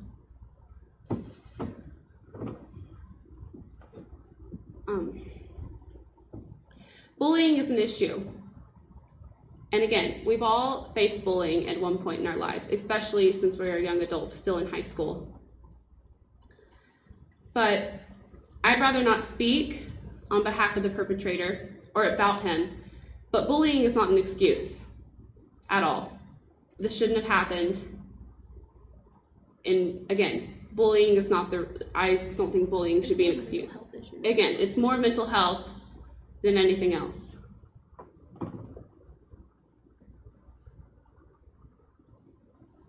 Do you feel supported by the school community in terms of, and do you feel like the whole school and all your classmates are properly going to be properly supported? We aren't comfortable about answering questions about our community because we don't want to speak on behalf of all of them.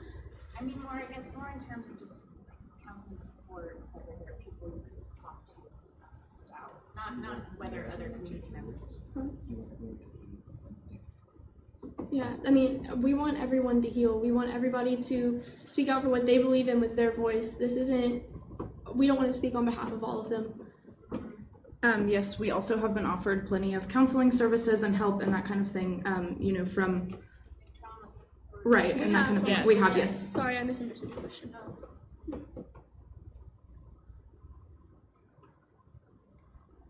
Any other questions? No? We have one more. Do you want to talk to me?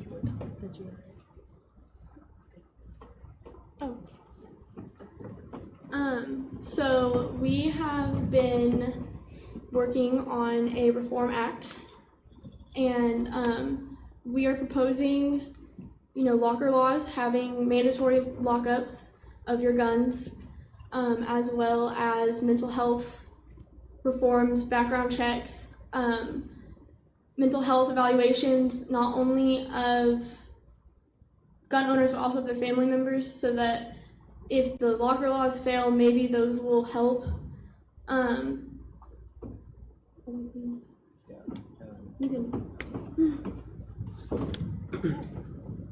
think it's important to note that this bill kind of speaks to these rural, kind of conservative towns where guns just are around all the time. Because Houston, Dallas, and Austin aren't fair kind of examples of Texas. These communities, like Santa Fe, are what make Texas red. And so this bill will speak to these individuals. It's very moderate. It's a very, very moderate bill. It's not, we're not trying to ban ARs. We aren't even trying to ban high-capacity magazines. We are just trying to make guns safer and trying to make it to where people treat them as the machines that they are, rather than as toys, because treating them as toys is what gets us in situations like this. You guys said a bill, is this statewide, or are you working with somebody in Congress? Yeah, so the focus is Texas. Santa Fe wants to focus on Texas. We'll focus on Texas. Yeah. Are you working with anybody in the legislature in particular? We will be introducing it, so we'll we don't want to talk on the specifics of who we're talking to. Cool. Anything else? No. All right. Well, if that's it, yes, from our 1968, the Brigade of Midshipmen and the United States Naval Academy Class of 2018.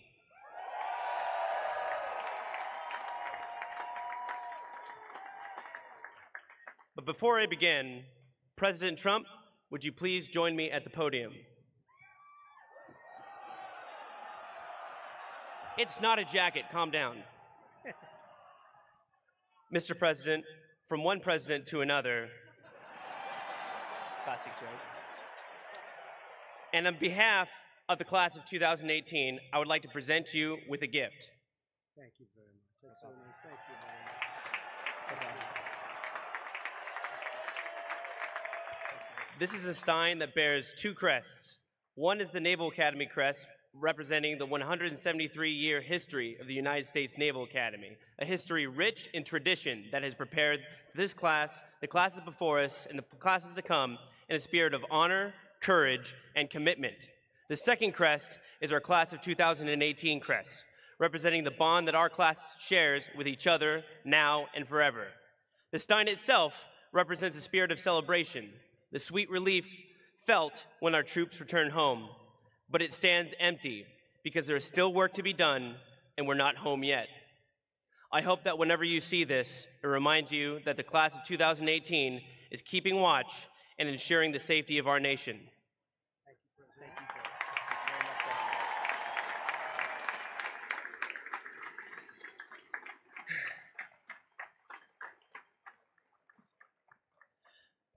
Now I'd like to take a moment to recognize our 3 honorary graduates from the class of 2018, all of whom were voted on by our class.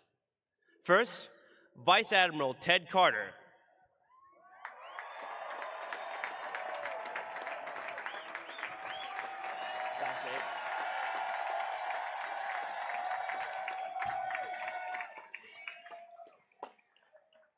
Vice Admiral Carter has followed our exploits since, well, before some of us even arrived, when he attended our Naps Dining In. As superintendent, we can all thank him for bringing us Wi-Fi and building us a new parking garage. After graduation, if you found him in downtown Annapolis, I heard that drinks are on him. Next is Captain Don Hughes.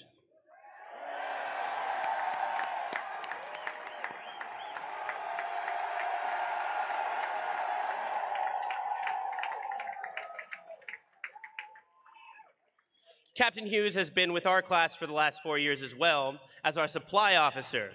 He has kept us well-fed and our morale high. He knows how to make millennials happy with Chick-fil-A gift cards and an endless supply of avocado toast. Last but not least, Gunnery Sergeant Kelvin Carrington.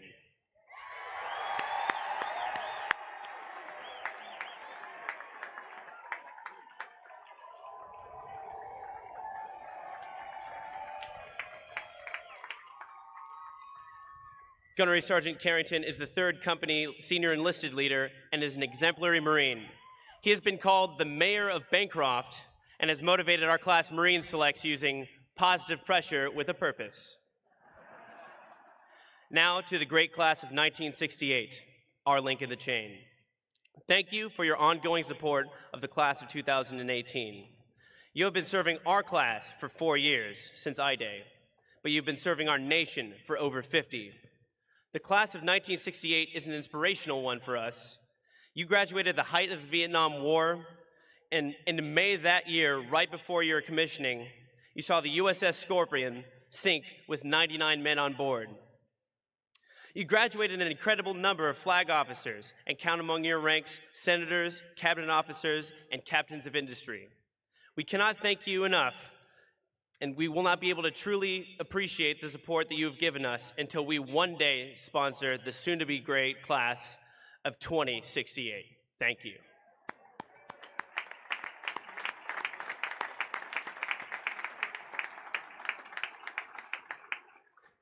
And now, to the class of 2018. We made it. I am constantly humbled and amazed by the caliber of our classmates, who come from every state in the Union and from 10 foreign countries. Among us are a Rhodes Scholar, a Truman Scholar, a Marshall Scholar, Bowman Scholars, and others. Our athletes beat Army with 13 N-Star wins, and on an average, the brigade won half of their intramural games. Our accomplishments would not have been possible without the love and support from our friends and families, who helped each of us along the way. Thank you to all of you, whether you're here today or watching from afar, for your love and support. Specifically, I want to thank my parents, Peter and Melissa Stitt, and my brother, Timothy, for your encouragement, advice, and all those terrible selfies. I would not be here without you.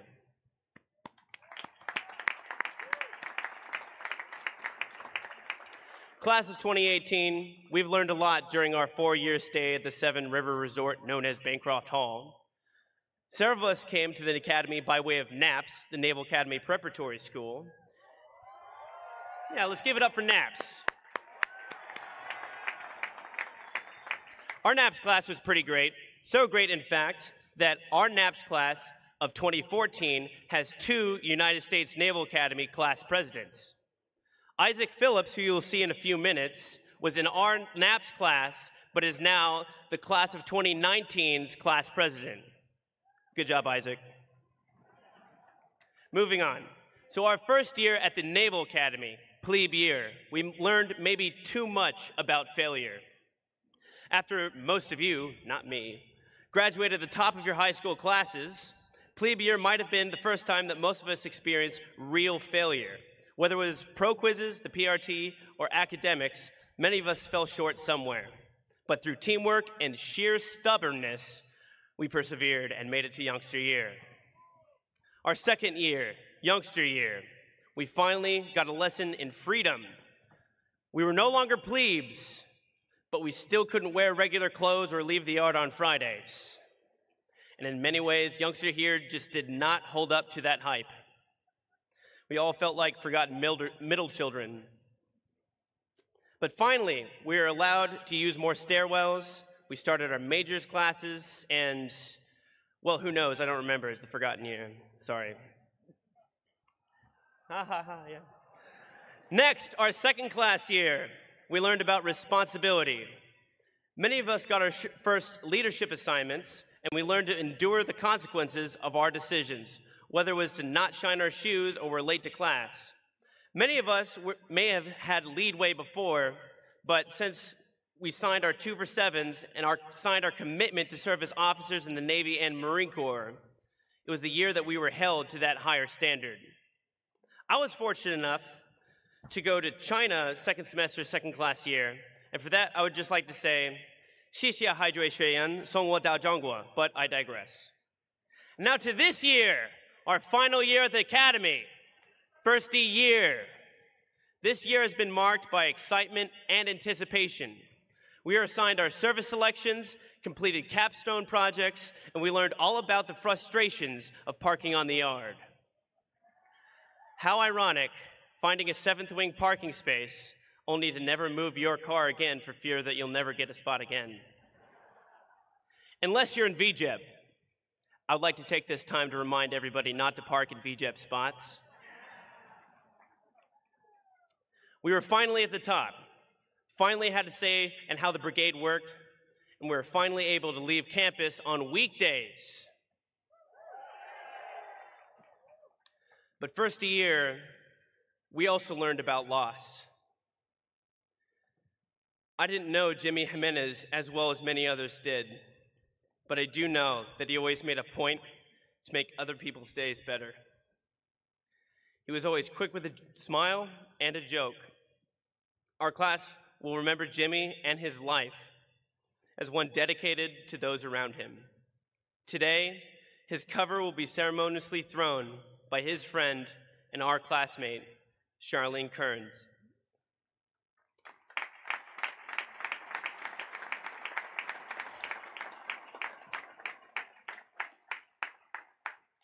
We'll carry the lessons that we've learned over the last 4 years with us into the fleet and beyond. But before we go, I have some advice for the midshipmen that we are leaving behind. Number 1, don't burn bridges. Remember that your classmates will stay with you not just throughout your time at the academy, but throughout the rest of your life. Number 2, do not park in VJEP parking. Don't do it. You will get fried. And number 3, once was a fluke, twice was because we were generous. But this year, beat Army. Go Navy, beat Army, and let's get after it, 18.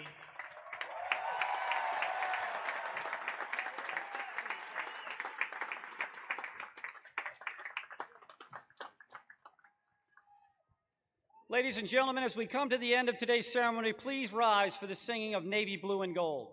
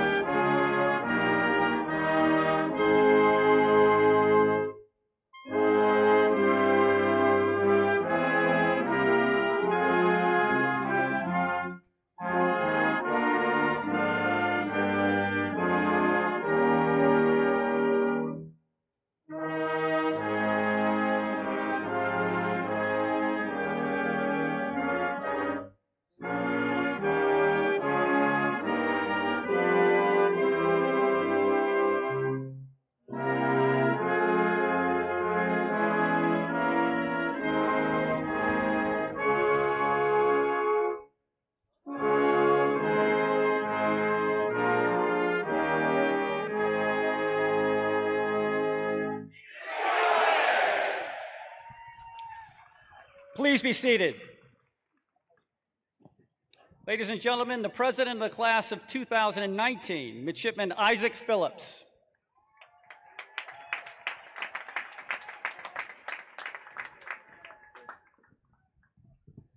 Will the classes of 2019, 2020, and 2021 please rise? I propose 3 cheers for those who are about to leave us. Hip, hip. Hip, hip. Hip, hip. Thank you. Take your seats.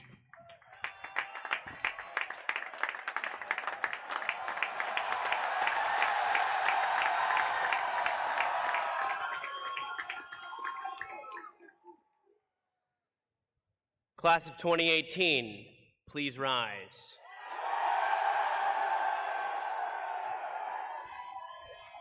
I propose 3 cheers for those that we are about to leave behind. Hip, hip. Hip, hip. Hip, hip.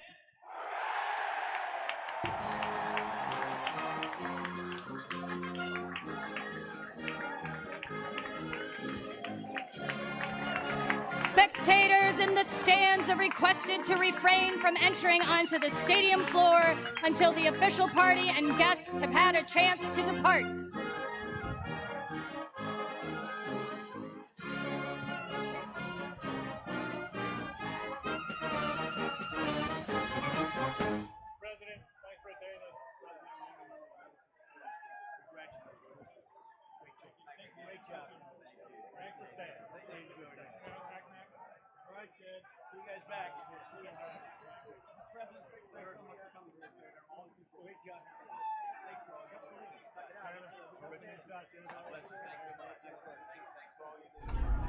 So President Trump there making his rounds with people. He made the commencement address for the class of 2018 here at the Naval Academy. Vice President Pence spoke at the Coast Guard's commencement, and General Mattis spoke at Air Force. That was earlier this week. So nice to kind of have an inside look here into Annapolis. We pretty much had the whole ceremony streaming on our Facebook page, chunks of it here on our YouTube stream as we jumped around for some other news items today. But pretty cool to see. We'll see how kind of long this goes and what kind of video we get from this, but that cap there at the end, always the sort of pinnacle moment, the end of the commencement in Annapolis. Changing gears a little bit, guys, if you're headed out of town, no matter where you are, this is a live look right now at Ocean City, Maryland, the boardwalk, the beach. This is their webcam, pretty cool to see. But if you're headed out of town, they're saying Memorial Day, you know, you got to pack your patience. As always, the worst days and times to travel really were yesterday and then today, this afternoon as well. Delays being upwards of 2 times as bad as normal. And Monday, of course, the return in the evening just as bad. But it's that time of year again when the highways are going to be flooded for that Memorial Day getaway.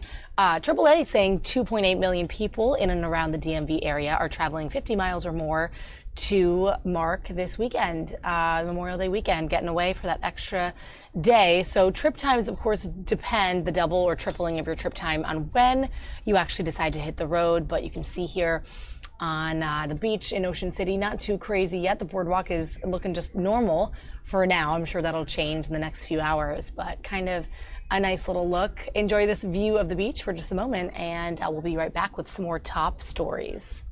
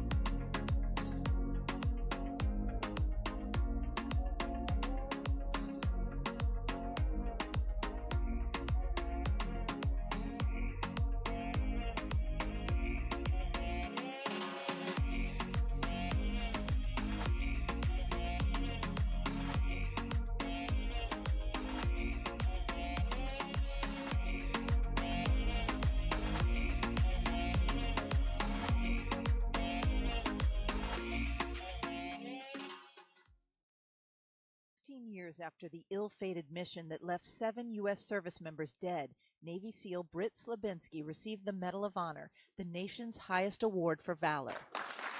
They would face freezing temperatures and bitter winds at the highest altitude of battle in the history of the American military. This was the highest point where we ever fought. It was 6 months after 9/11, 10,000 feet high on a mountaintop in Afghanistan.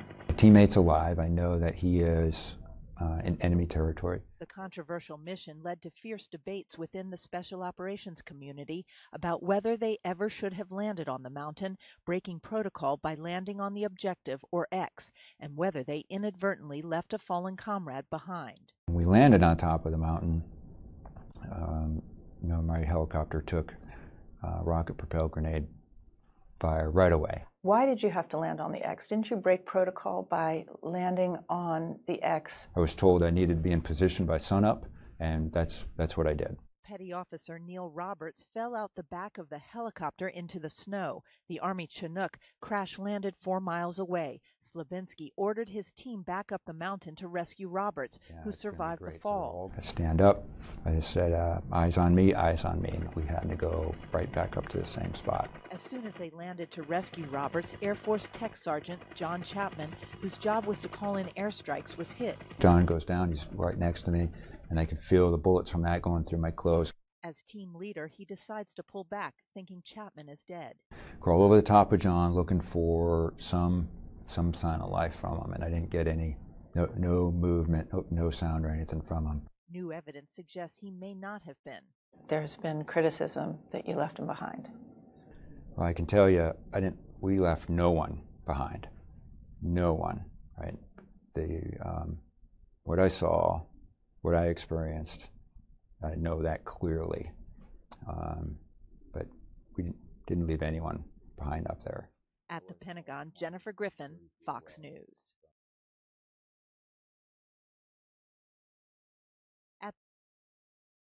Law enforcement tell Fox they anticipate Harvey Weinstein will surrender Friday. He's facing sexual assault charges in one of many investigations currently underway. These charges are the result of an investigation by the Manhattan District Attorney. For months, they've been looking into claims by a former actress who said she was assaulted by him back in 2004. Weinstein's fall from grace all started about 8 months ago.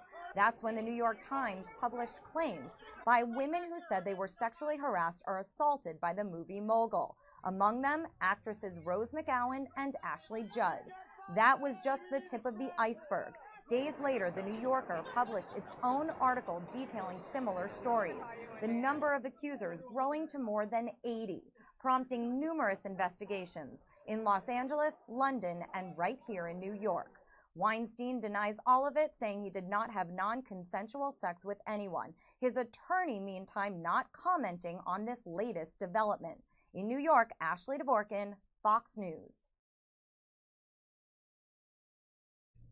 North Korea still wants this summit to happen. At least that's what they're saying. But the White House says that's not the message they've been getting from the regime. North Korea released these new images this morning of leader Kim Jong-un inspecting a new railway, seemingly unconcerned about talks breaking down with the United States. I have decided to terminate the planned summit in Singapore on June 12th. President Trump pulled out of the proposed summit, he said, because of the North's renewed nuclear threats and bellicose language.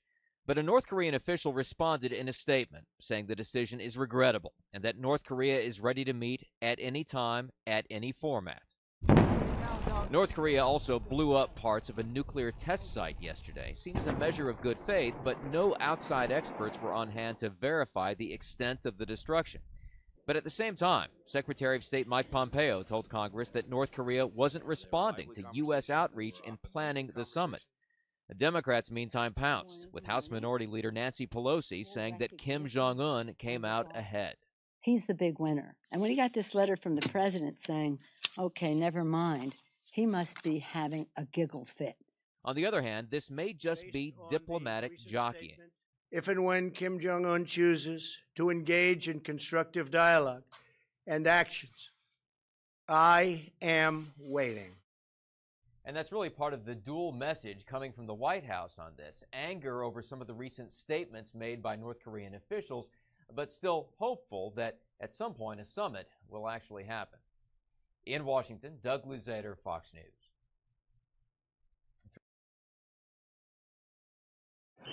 NFL players are reacting to the new national anthem policy. You talk about bullying, man. That's bullying, man. I'm going to go out there, I'm going to stand for the anthem, and I'm going to play football. To me, it's disgusting.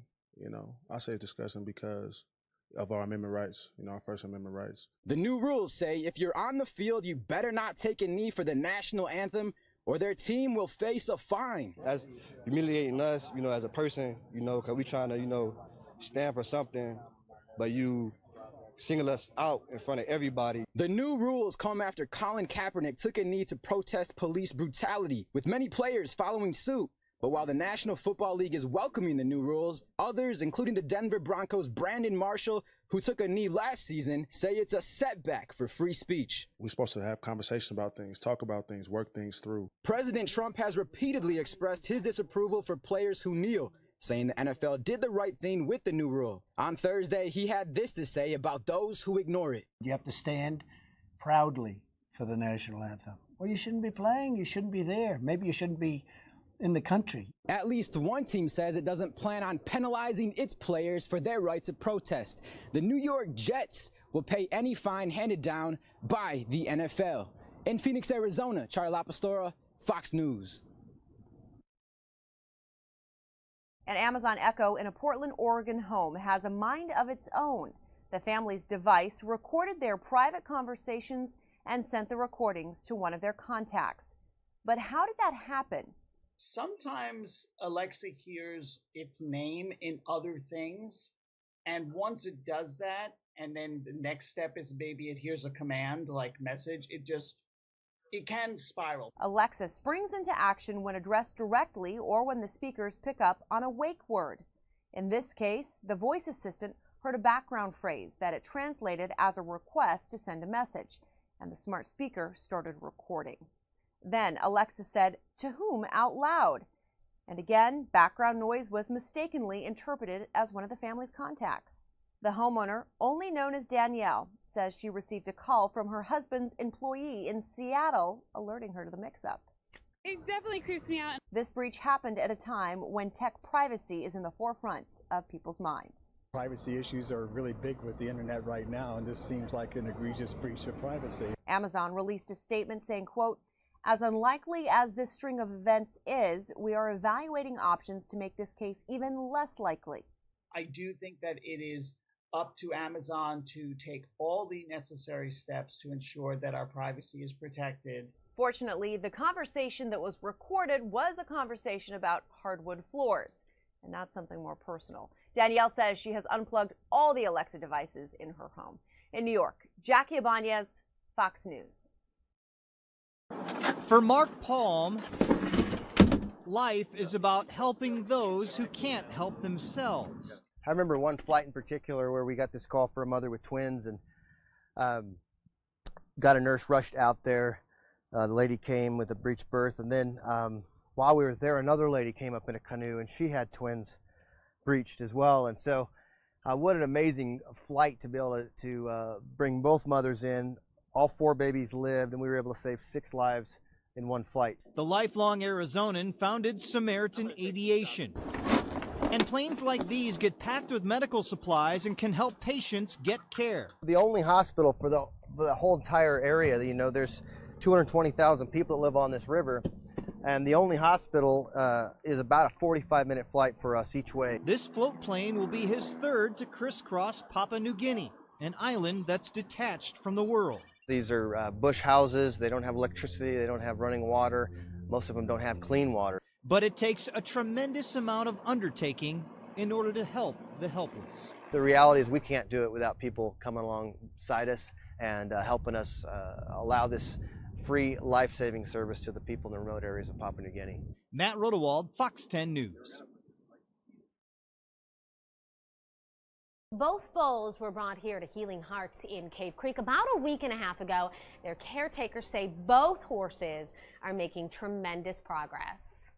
She's eating a lot on the package of that bag, she's eating more than a full her age, but we're doing good, so we don't really want to stop her. She can have as much as she wants. Amanda McCoy is the ranch manager at Healing Hearts Large Animal and Equine Rescue. She says Coco, napping on her lap after a feeding, and Moana are two very lucky girls. When she first came to us, all she did was sleep, and we had to help her up because she couldn't get up. She didn't have the muscle to get up. So now every time we come in, she's already up. Coco has been feeding from a nursing mare. She came in weighing 15 pounds. Now she's up to 65. Moana weighed just 20 pounds. She's up to 170, according to Executive Director Jennifer Brumbaugh. They were found by 2 Navajo women who were hand feeding them, giving them milk replacement every 2 to 3 hours. It's a seasonal issue up in the Navajo reservation. This year has been the worst in 10 years. On the reservation. So what we saw this year with 200 horses dying is pretty epic, and we're hoping to be able to get some water troughs up there. The vet says the prognosis is great. Both horses should make a full recovery. In Cave Creek, Anita Roman, Fox 10 News. And today, Hillary Clinton is receiving an award, a very prestigious medal at Harvard University. It is the Radcliffe Medal. It is for people who have made a transformative impact on society. That's the university's words. And today, up in Cambridge, Massachusetts, right now, I have the video coming in as I see it. Madeleine Albright is presenting that award, former Secretary of State and 2001 recipient of this same medal. Madeleine Albright will be presenting this to Hillary Clinton, and she will be making some remarks up at the school. Now, it's all part of the graduation presentation for the week at the university, which is up in Cambridge, Massachusetts, and it's going on right now. So we're going to take a look at that. It's part of the institution within Harvard, the Radcliffe Institute for Advanced Study, and we'll check in to see her remarks.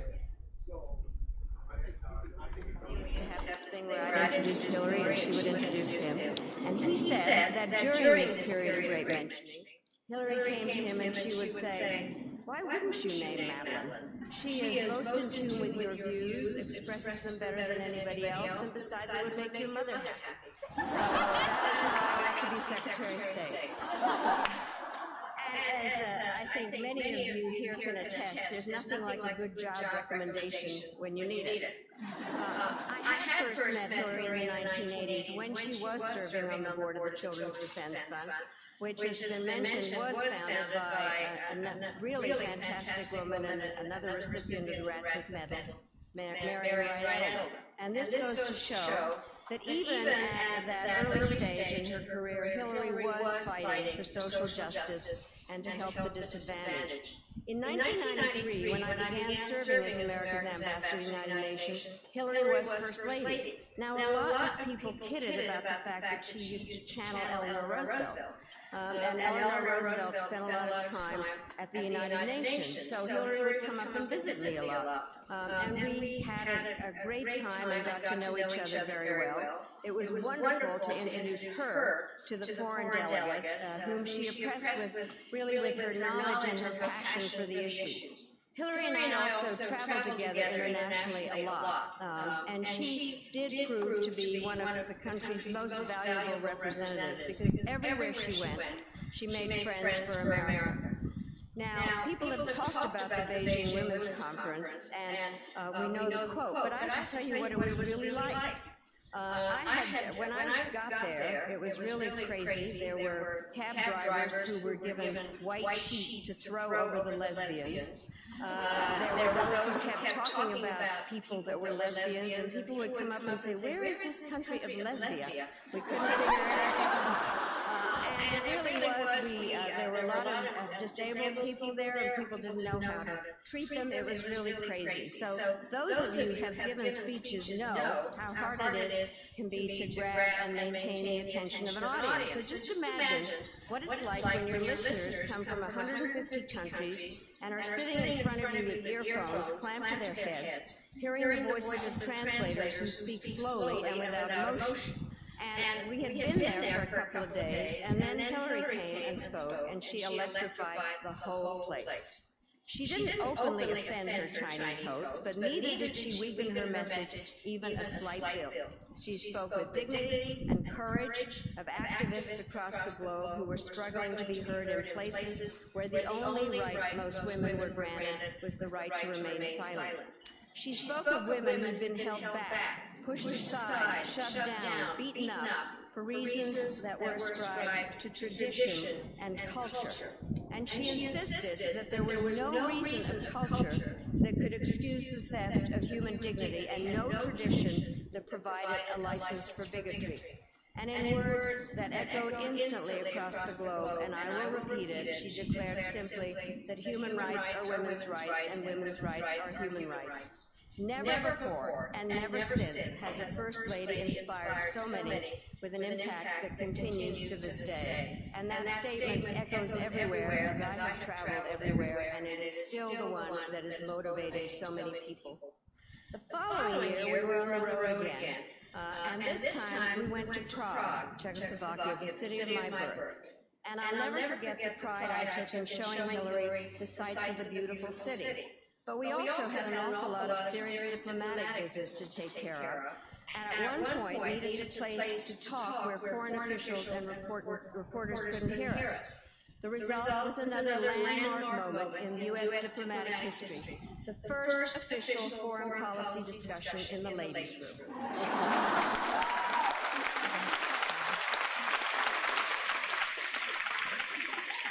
We also had an opportunity to march down Wenceslas Square with President Havel, and Hillary and President Havel had wonderful discussions, and you can just imagine how proud I was. And to have that opportunity, I also actually happen to like Czech food, so I took Hillary to a restaurant, and the thing I like most of all is cabbage.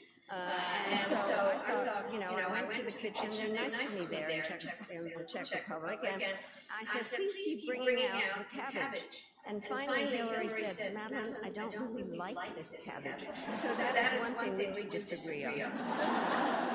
It was in this period that the world came to realize what friends already knew. Hillary Clinton was not just smart. She was dedicated to helping people across the globe, and she was not just dedicated, she was tough.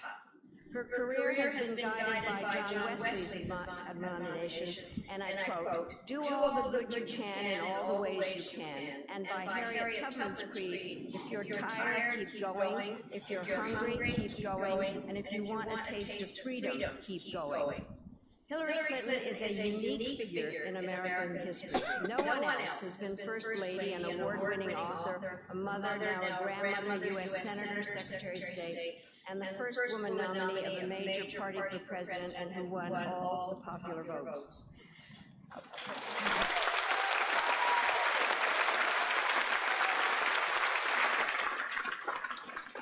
Her true measure can be found not in what she's been, but in the principles for which she has stood. She takes seriously the words that symbolize what this country's all about, that all men and women are created equal, and that our shared purpose should be to pursue liberty and justice for everyone, regardless of race, creed, gender, sexual orientation, or whether someone arrived in this land as an immigrant or refugee, which is why I'm wearing the Statue of Liberty today.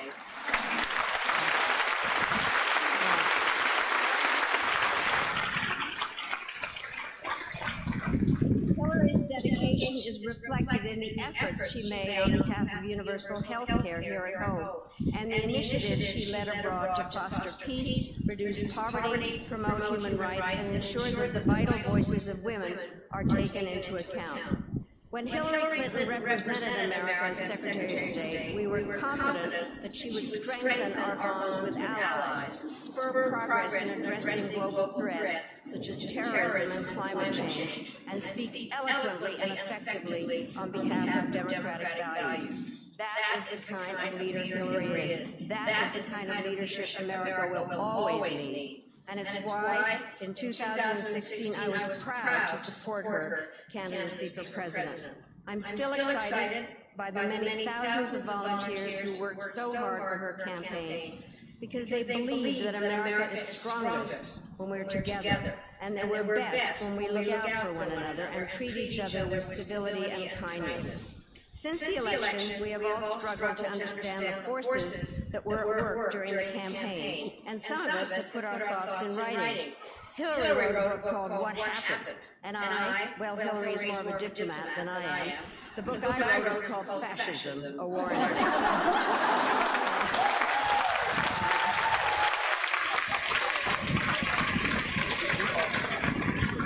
The good news is that in recent months we've been witnessing the most widespread and far-reaching groundswell of political activism and organization in my lifetime.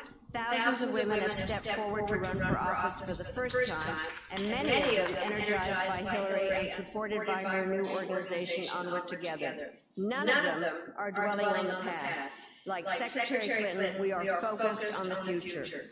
More than 2 decades ago in Beijing, Hillary urged us never to forget that all people, and I quote, have the right to speak freely and the right to be heard. And thanks to Hillary's example, voices are being heard and will continue to be heard on behalf of imperatives that are anchored in the heart. The love of justice, the desire for freedom, the refusal to remain silent in the face of bigotry, and the pursuit of veritas, truth. And now I ask you to join with me in thanking Hillary Clinton for everything she's done and will do for our country, for women, for men, and for the future of us all. So Hillary, if you and Mara will come up and take your places. Thank you all very, very much. Thank you.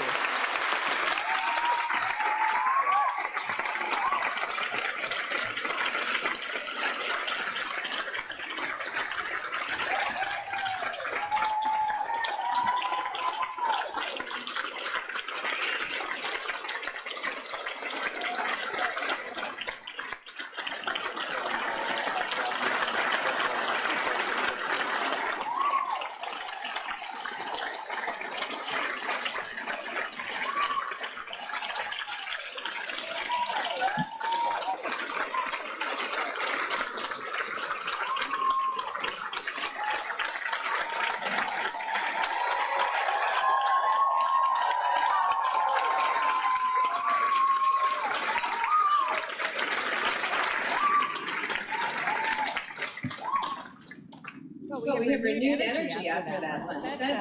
This is a rowdy crowd. So wonderful. Listen, I want to say very much thank you to Dean Cohen and all of the folks here at Radcliffe Institute, this entire university who worked so hard to make this day possible. It's a real honor for me to be here today, and a particular honor to be here with Secretary Clinton as she receives this so richly deserved Radcliffe Medal. We're going to get right into it, I think, because everybody's been waiting for you to speak. Maybe you could start by telling us how you felt when you got the call that you were going to be able to come to Radcliffe today and receive this medal. I really was absolutely thrilled because I have followed over the years what the Institute has done, and as you've heard earlier, a number of women who I both know and admire have been on this stage receiving the medal. But I couldn't help but think about my late father.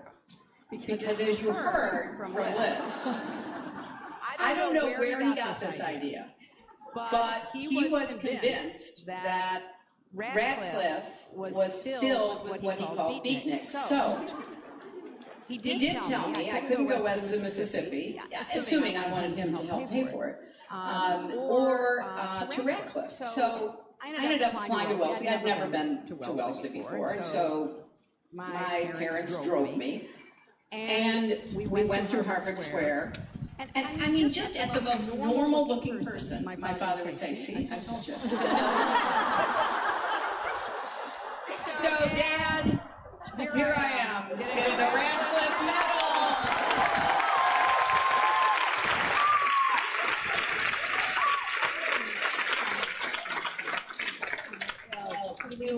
Maybe a good place to start following Secretary Albright's wonderful testimonial and this amazing panel that we were all experiencing this morning. That was just terrific.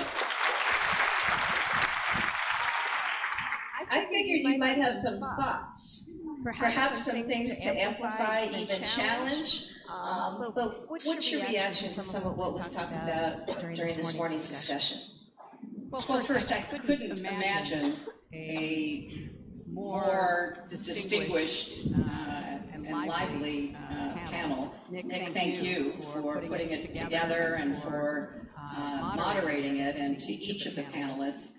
I think what you heard is a very fair discussion about where we are in the world today, and an implicit challenge, regardless of party, regardless of region of our country, about who we want to be as a nation and how we want to be represented in the world and how we choose or not to lead. So up on that panel were two people that I've had a real pleasure in working with closely, Anne-Marie and Michelle. Another whom I really admired, her commitment to her work, Megan, during the Bush administration was really legendary. And a journalist who doesn't just sit and think about what he wants to opine on, but actually travels to places like Raqqa, and has been doing that for years, and led by Nick, one of our country's most distinguished diplomats. So as I listened to them, I really found no space to disagree with. The hard part always is, how do you translate that into not just policy, but action?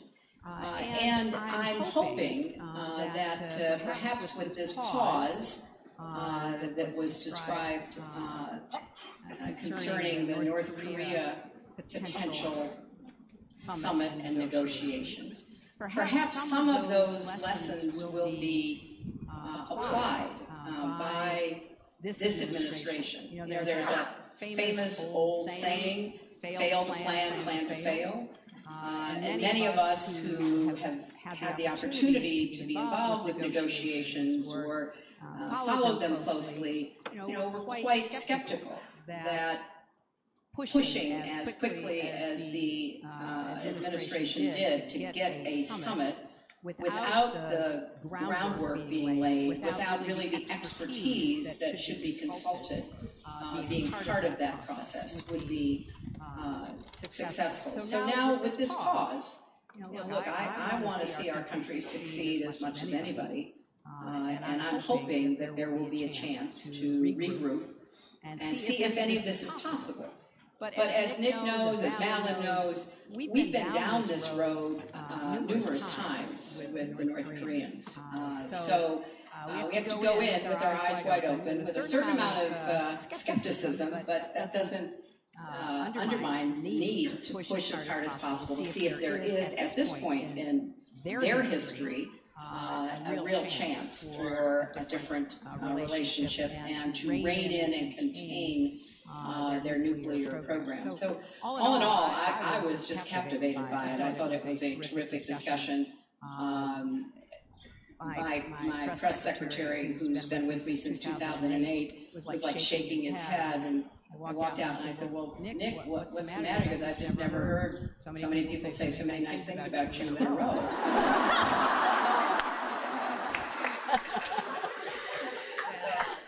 Enjoy it. You know how that goes. This doesn't last long. One of the things though that I think the panelists, we had a brief breakfast this morning, but the issue about the pipeline. How do we encourage people to pursue foreign service? How do we encourage people in this time to go into government when good men and women are so desperately needed? How do we encourage those to pursue public service where there may be a question for some about where power really lies? Is it in the political sphere? Is it in government? Is it in business or elsewhere? But any thoughts about that? Well, sure, because we hope to be able to encourage successive waves of people, particularly young people, to decide that they want to work in government, local, state, or national, or even with international bodies, but focusing particularly on our federal government. And the way that that is done is by inspiring people, by modeling what that looks like. And there's been, I think it's fair to say, a lot of discouragement. Madeline was telling me that at the School of Foreign Service, where she's a distinguished professor, you know, students are in the School of Foreign Service, but they don't want to go into the Foreign Service. There is a real, real concern that borders on discouragement from entering into the civil service, or in the case of the State Department, the Foreign Service.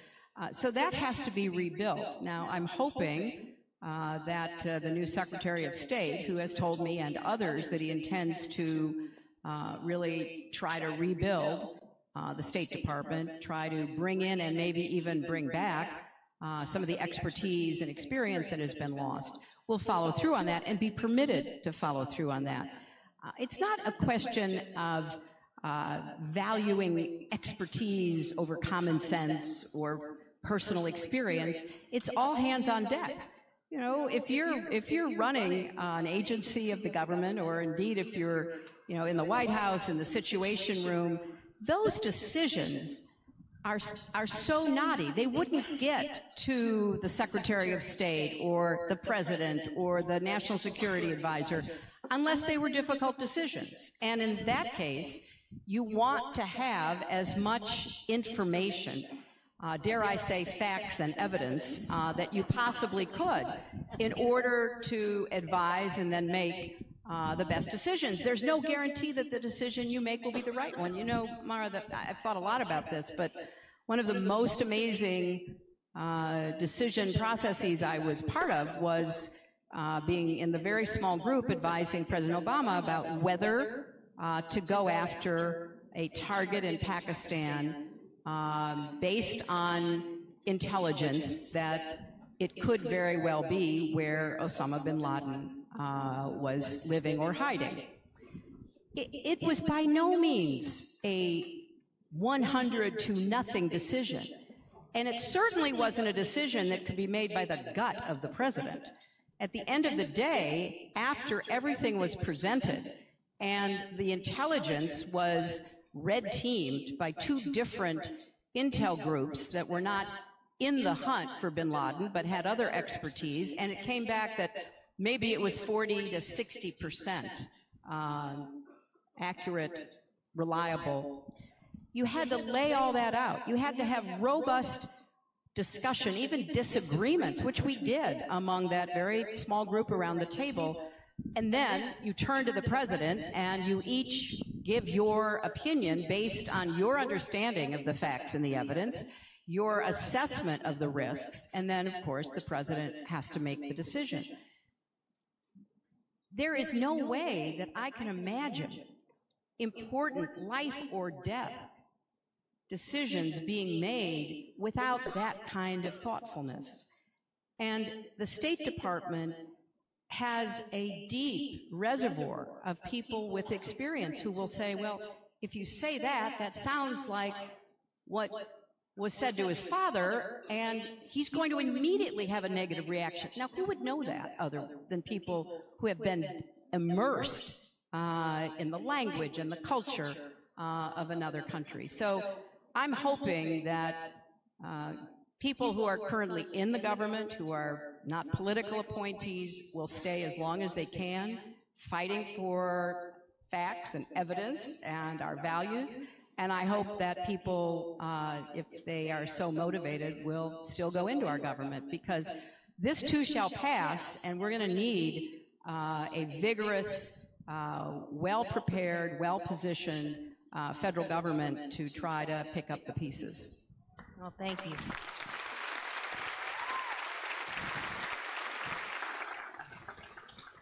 Let's shift now to more on the domestic front. And in particular, I want to focus some time on a couple groups of people. First, the students.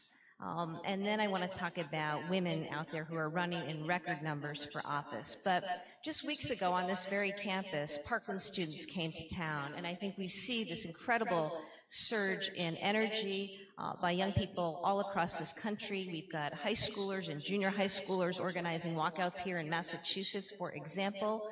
What do you make of it? And what would your advice be to young people today?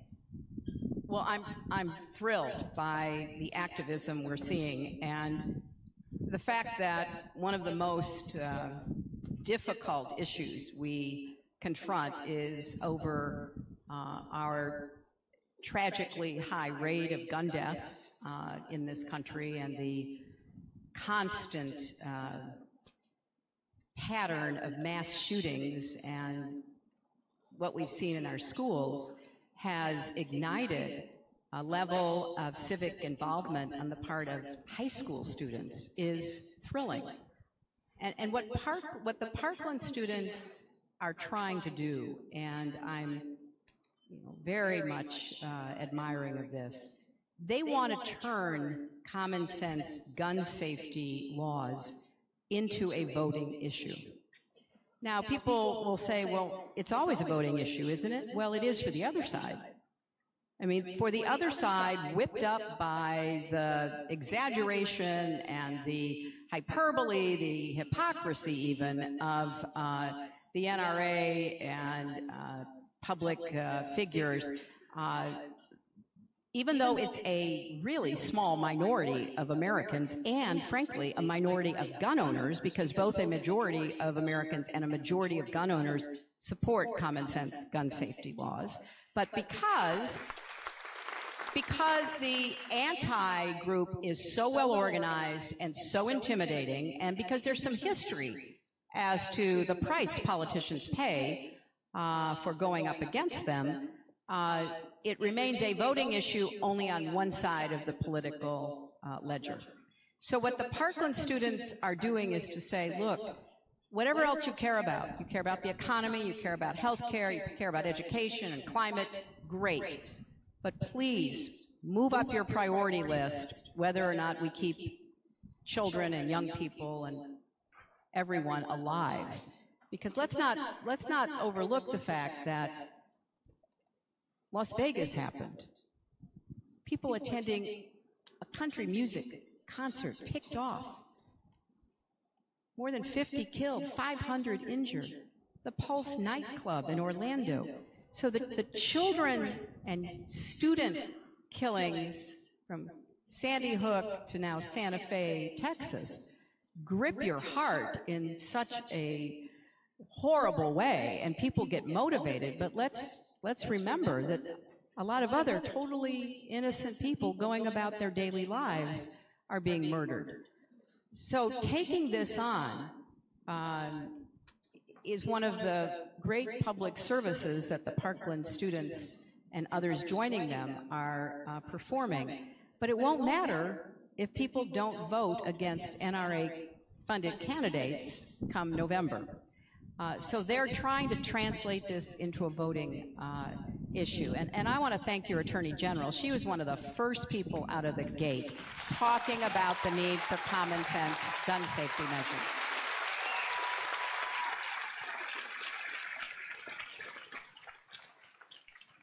So we look at these students, high school, college, millennials, you know, they're out there on the environment marching, the women's march here, on the gun issue and the like. Is there something different, though, that you think is happening with these students, their use of social media or other things happening that makes youth activism, student activism, maybe translate into something more meaningful and transformational than we've seen with student movements in the past? Not to take away from student movements in the past, but do you have any thoughts on that and real just consideration of that? Well, I think it's always difficult to compare. And of course, my frame of comparison would be the 1960s, where there was a lot of student activism.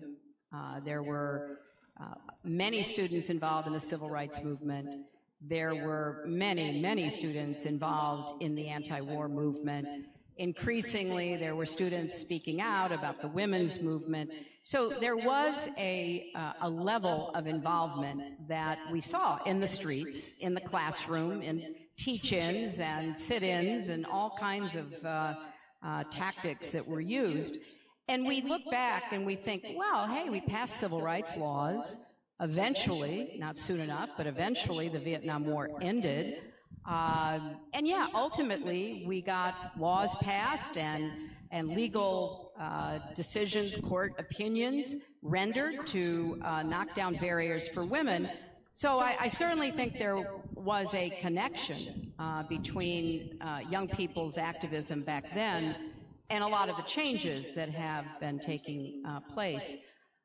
What I see today is different in part because it combines old tactics like marches, the Women's March, the March for Life, so many other demonstrations that people have been waging and participating in. And it uses social media for organizing.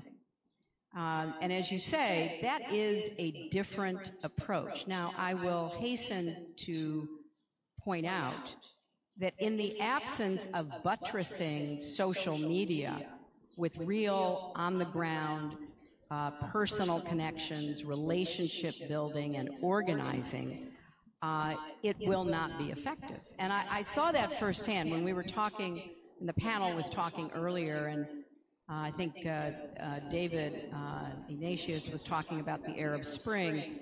I went to Cairo after Mubarak stepped down.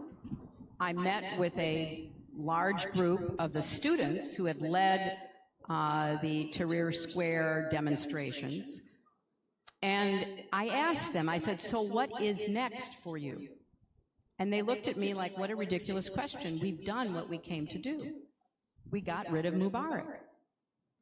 And I said, so what do you think happens next? And they said, well, we're going to have a democracy. And we're going to, move quickly into a better future. And I said, okay, let me stop you there. Are any of you planning to run for office in this new democracy? No. Are any of you planning to start political parties to compete? No. So you built up all this social capital driven by social media, but you're not ready to take the next step. And of course, that's what I saw. And I said to them, I said, there are only two organized groups other than the Mubarak regime. There are only two organized groups in Egypt, the Muslim Brotherhood and the army. So if you don't help to fill the void that has now developed because the 30-plus year ruler is gone, it's going to be a contest between the Muslim Brotherhood and the army. And indeed, that's what happened.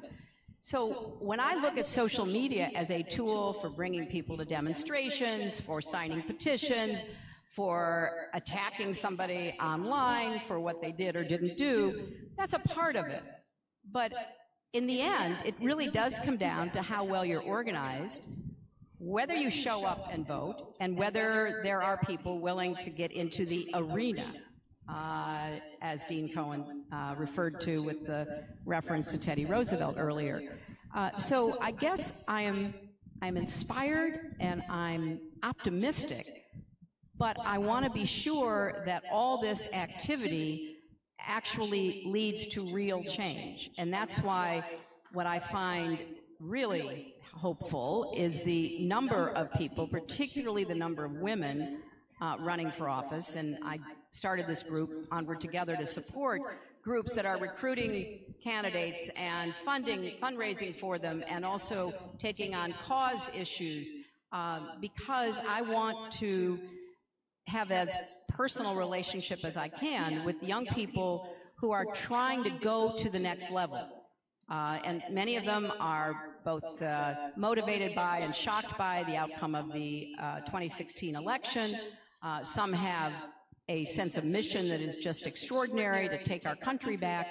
But this doesn't happen overnight, and it's imperative that young people, and really all of us who are on the side of change, in the so-called resistance and opposition, who want to change the course of the Congress first in 2018, state legislatures, governors, and the like, really get involved and support everybody who's already out there in the arena to the best we can, and make sure they actually participate in the political process and show up and vote in November.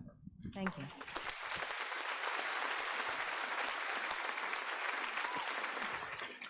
Your story and so much of what we heard recounted today shows and demonstrates your lifelong commitment to girls, to women, to empowering girls and women. And I know you, to this day, you continue to receive letters from girls all over the world. So, you know, I asked my niece, I went right to the source, a 9-year-old, and you inspired her, and I said, what would you like me to ask Secretary Clinton today? And she told me that she'd like to know who inspired you when you were a little girl.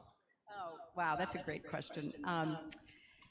Yeah, I love talking to these little girls between like the age of 4 and 12. On my book tour, they would come with little pantsuits and little little fake poppet pearls, and some of them would wear their Wonder Woman costumes. Look, I feel very much indebted to my mother, who didn't have the opportunities by any stretch that I've had, but who really both inspired me and guided me and picked me back up when I was knocked down. I mean, I tell this story in Living History. It was a searing experience. You know, we moved from Chicago to the suburbs, and we were living in the kind of classic 1950s suburbs where, you know, the men they all left in the morning to go to work. They were all World War II vets. They had lived through the Depression. They had a pretty common worldview. Our mothers all were at home. None of them worked. They were active in the PTA and in the neighborhood, in the church, doing things on a volunteer basis. So when I was like 4 years old and we were in this new neighborhood, it was filled with kids. I mean, it really was. The baby boom was on every corner of every street. So my mother would get me dressed and usually put a bow in my hair and send me out. And every day I would get knocked down, I would get pushed around, and I would go running and crying back into the house. This went on for weeks. And, you know, they just decided that I was the easiest victim around, so why not? And it was kind of a training program for future bullies. And so one day I go, as usual, running back into the house, and my mother meets me. And she says to me, "There is no room for cowards in this house. Get back out there." I thought I'd been sent to my death. I later learned she was like hiding behind the dining room curtains, because when I came back out, those kids were more surprised than I was. So here's what they decided. They decided that there should be a fight, like a real physical fight between me and the 4-year-old girl who lived across the street, who came from this big, raucous family. So they make a circle and they push us both in. I'm looking at her, she's looking at me, and so, you know, her brothers are yelling at her, knock her down, and so she starts pushing me. So, I mean, this was not just another fight. This was whether I would have a home and a family for the rest of my life. So, you know, I pushed back really hard, knocked her down. That, thankfully, was the end. I mean, you know, there was no weapons or anything like that. It was just kids pushing each other around, and she became my best friend growing up. So my mother was a role model and an example, even though her life was so different from mine. She was abandoned by her parents, thrown out by her grandparents, was working as a domestic in another family's home when she was 13. But in the funny way life is, working in that home really influenced her life, because it was the first time she'd ever been in a home where the mother and the father loved each other, where they took good care of their children, and where the woman she was working for knew my mother wanted to go to high school, so worked it out that my mother could get up early, get her chores done, run to high school, and run back and finish her chores when she got back from high school. It sounds kind of, you know, harsh, but for my mother it was a great gift. So she was by far the biggest inspiration. But then as I learned more about our history and got exposed to different people, I remember being really impressed with Margaret Chase Smith, the senator from Maine. And I didn't really know a lot about her, but I got most of my information about the world from Life magazine, which came every Friday, So you'd come home from school and you'd lie on the floor and you'd look at the pictures and maybe read the article, and that's how I encountered Margaret Chase Smith. I learned more about Eleanor Roosevelt, and it was a very rich time to be exposed, and I had fabulous teachers in my public schools, just great teachers, all of whom gave me a tremendous education. We're going to move through an incredibly quick lightning round here, okay? One question I did want to ask you is, if you could be a CEO of any company right now, what would you choose and why? Facebook.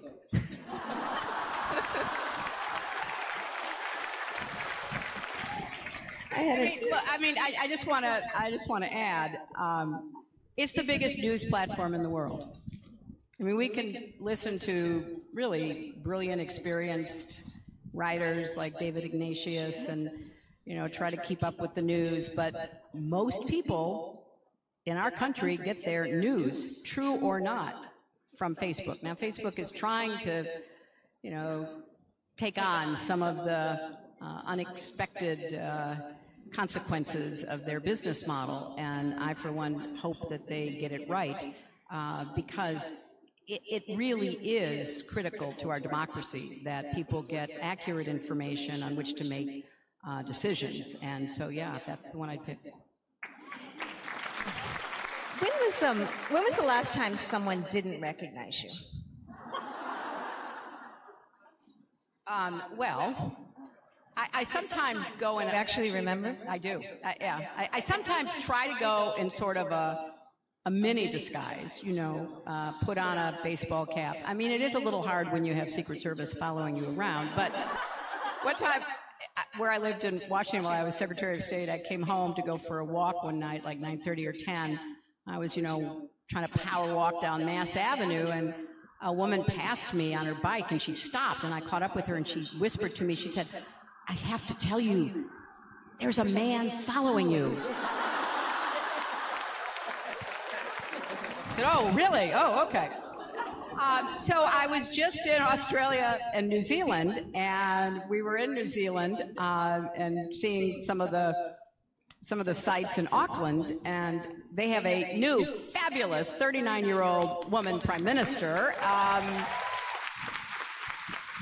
who not only that, she's going to have a baby in a couple of weeks, so it's really quite exciting, and so people did not recognize me, which was great. It's a nice respite. Okay. Speaking of travels, best ceremonial swag you ever received on the job?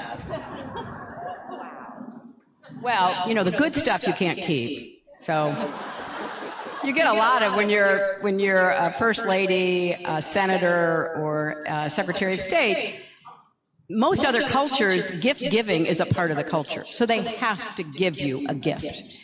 And despite our best efforts to not, go overboard, pretty soon you realize you've got to reciprocate. So I always had wonderful American crafts and American-made products, and felt really positive about that. But they would give you, elaborate jewelry and, really expensive handbags and things that, you would say, "Thank you very much," and they would go right in the archive. So the stuff you could keep was, I think, below like $25 or $50. I can't remember. If you wanted to, and I gave a lot of my stuff away. I gave it to people who worked in the State Department if they wanted it. So I always appreciated a thoughtful, inexpensive gift, because at least you then would have the option of maybe keeping it or giving it away.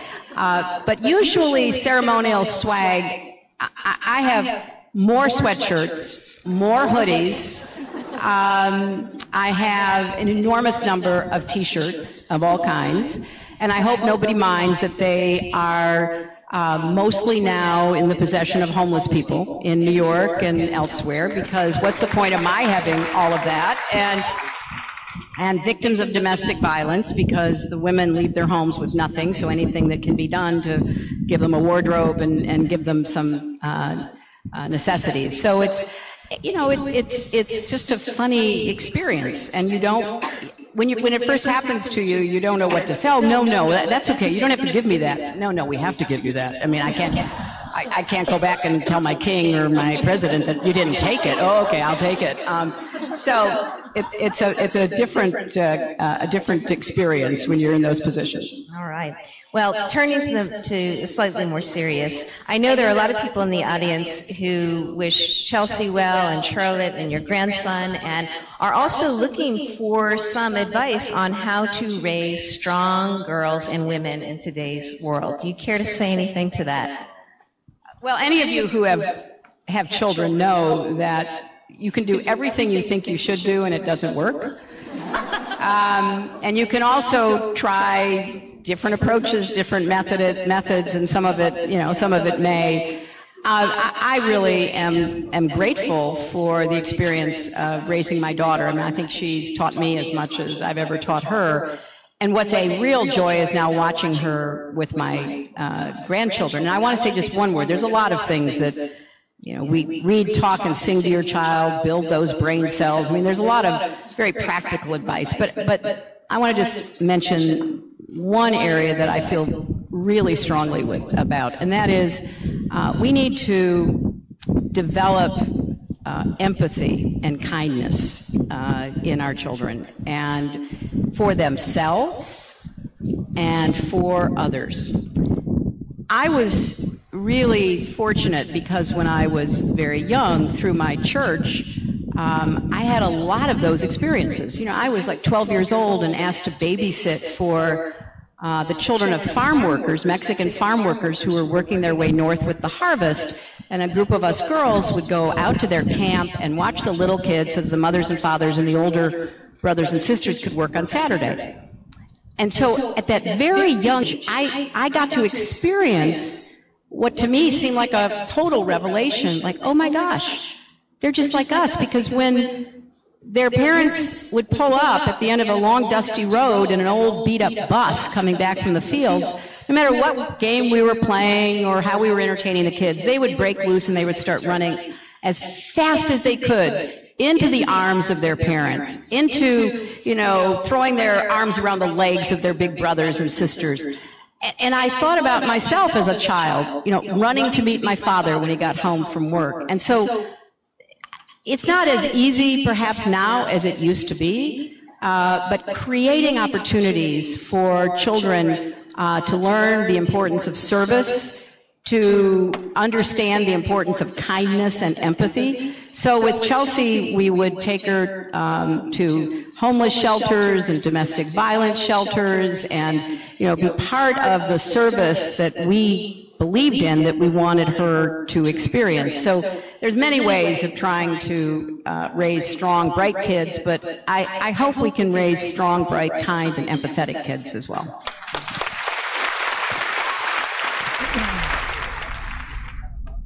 Well, guys, with that, we're going to take it back into our newsroom today. Thanks so much for joining us on the stream on this Friday before Memorial Day. We're very excited to be here with you. Live news all morning. Kind of had a lot of shots going up. I know we were jumping around, but Hillary Clinton now accepting that award at Harvard, and we got to see the commencement ceremony for the Naval Academy, which is really exciting today. In Annapolis, President Trump just landed back at the White House on Marine One. So we just caught that briefly on one of our screens. Unfortunately, it is now gone. But guys, some gorgeous footage from Arlington National Cemetery yesterday when they had that flags in ceremony. They had really hundreds of thousands of volunteers lay flags at each individual grave in Arlington, and we have some beautiful footage to roll out our stream with of that for this weekend. So guys, have a very happy and safe Memorial Day weekend, and we'll catch you again on Tuesday. All right, guys, see you soon.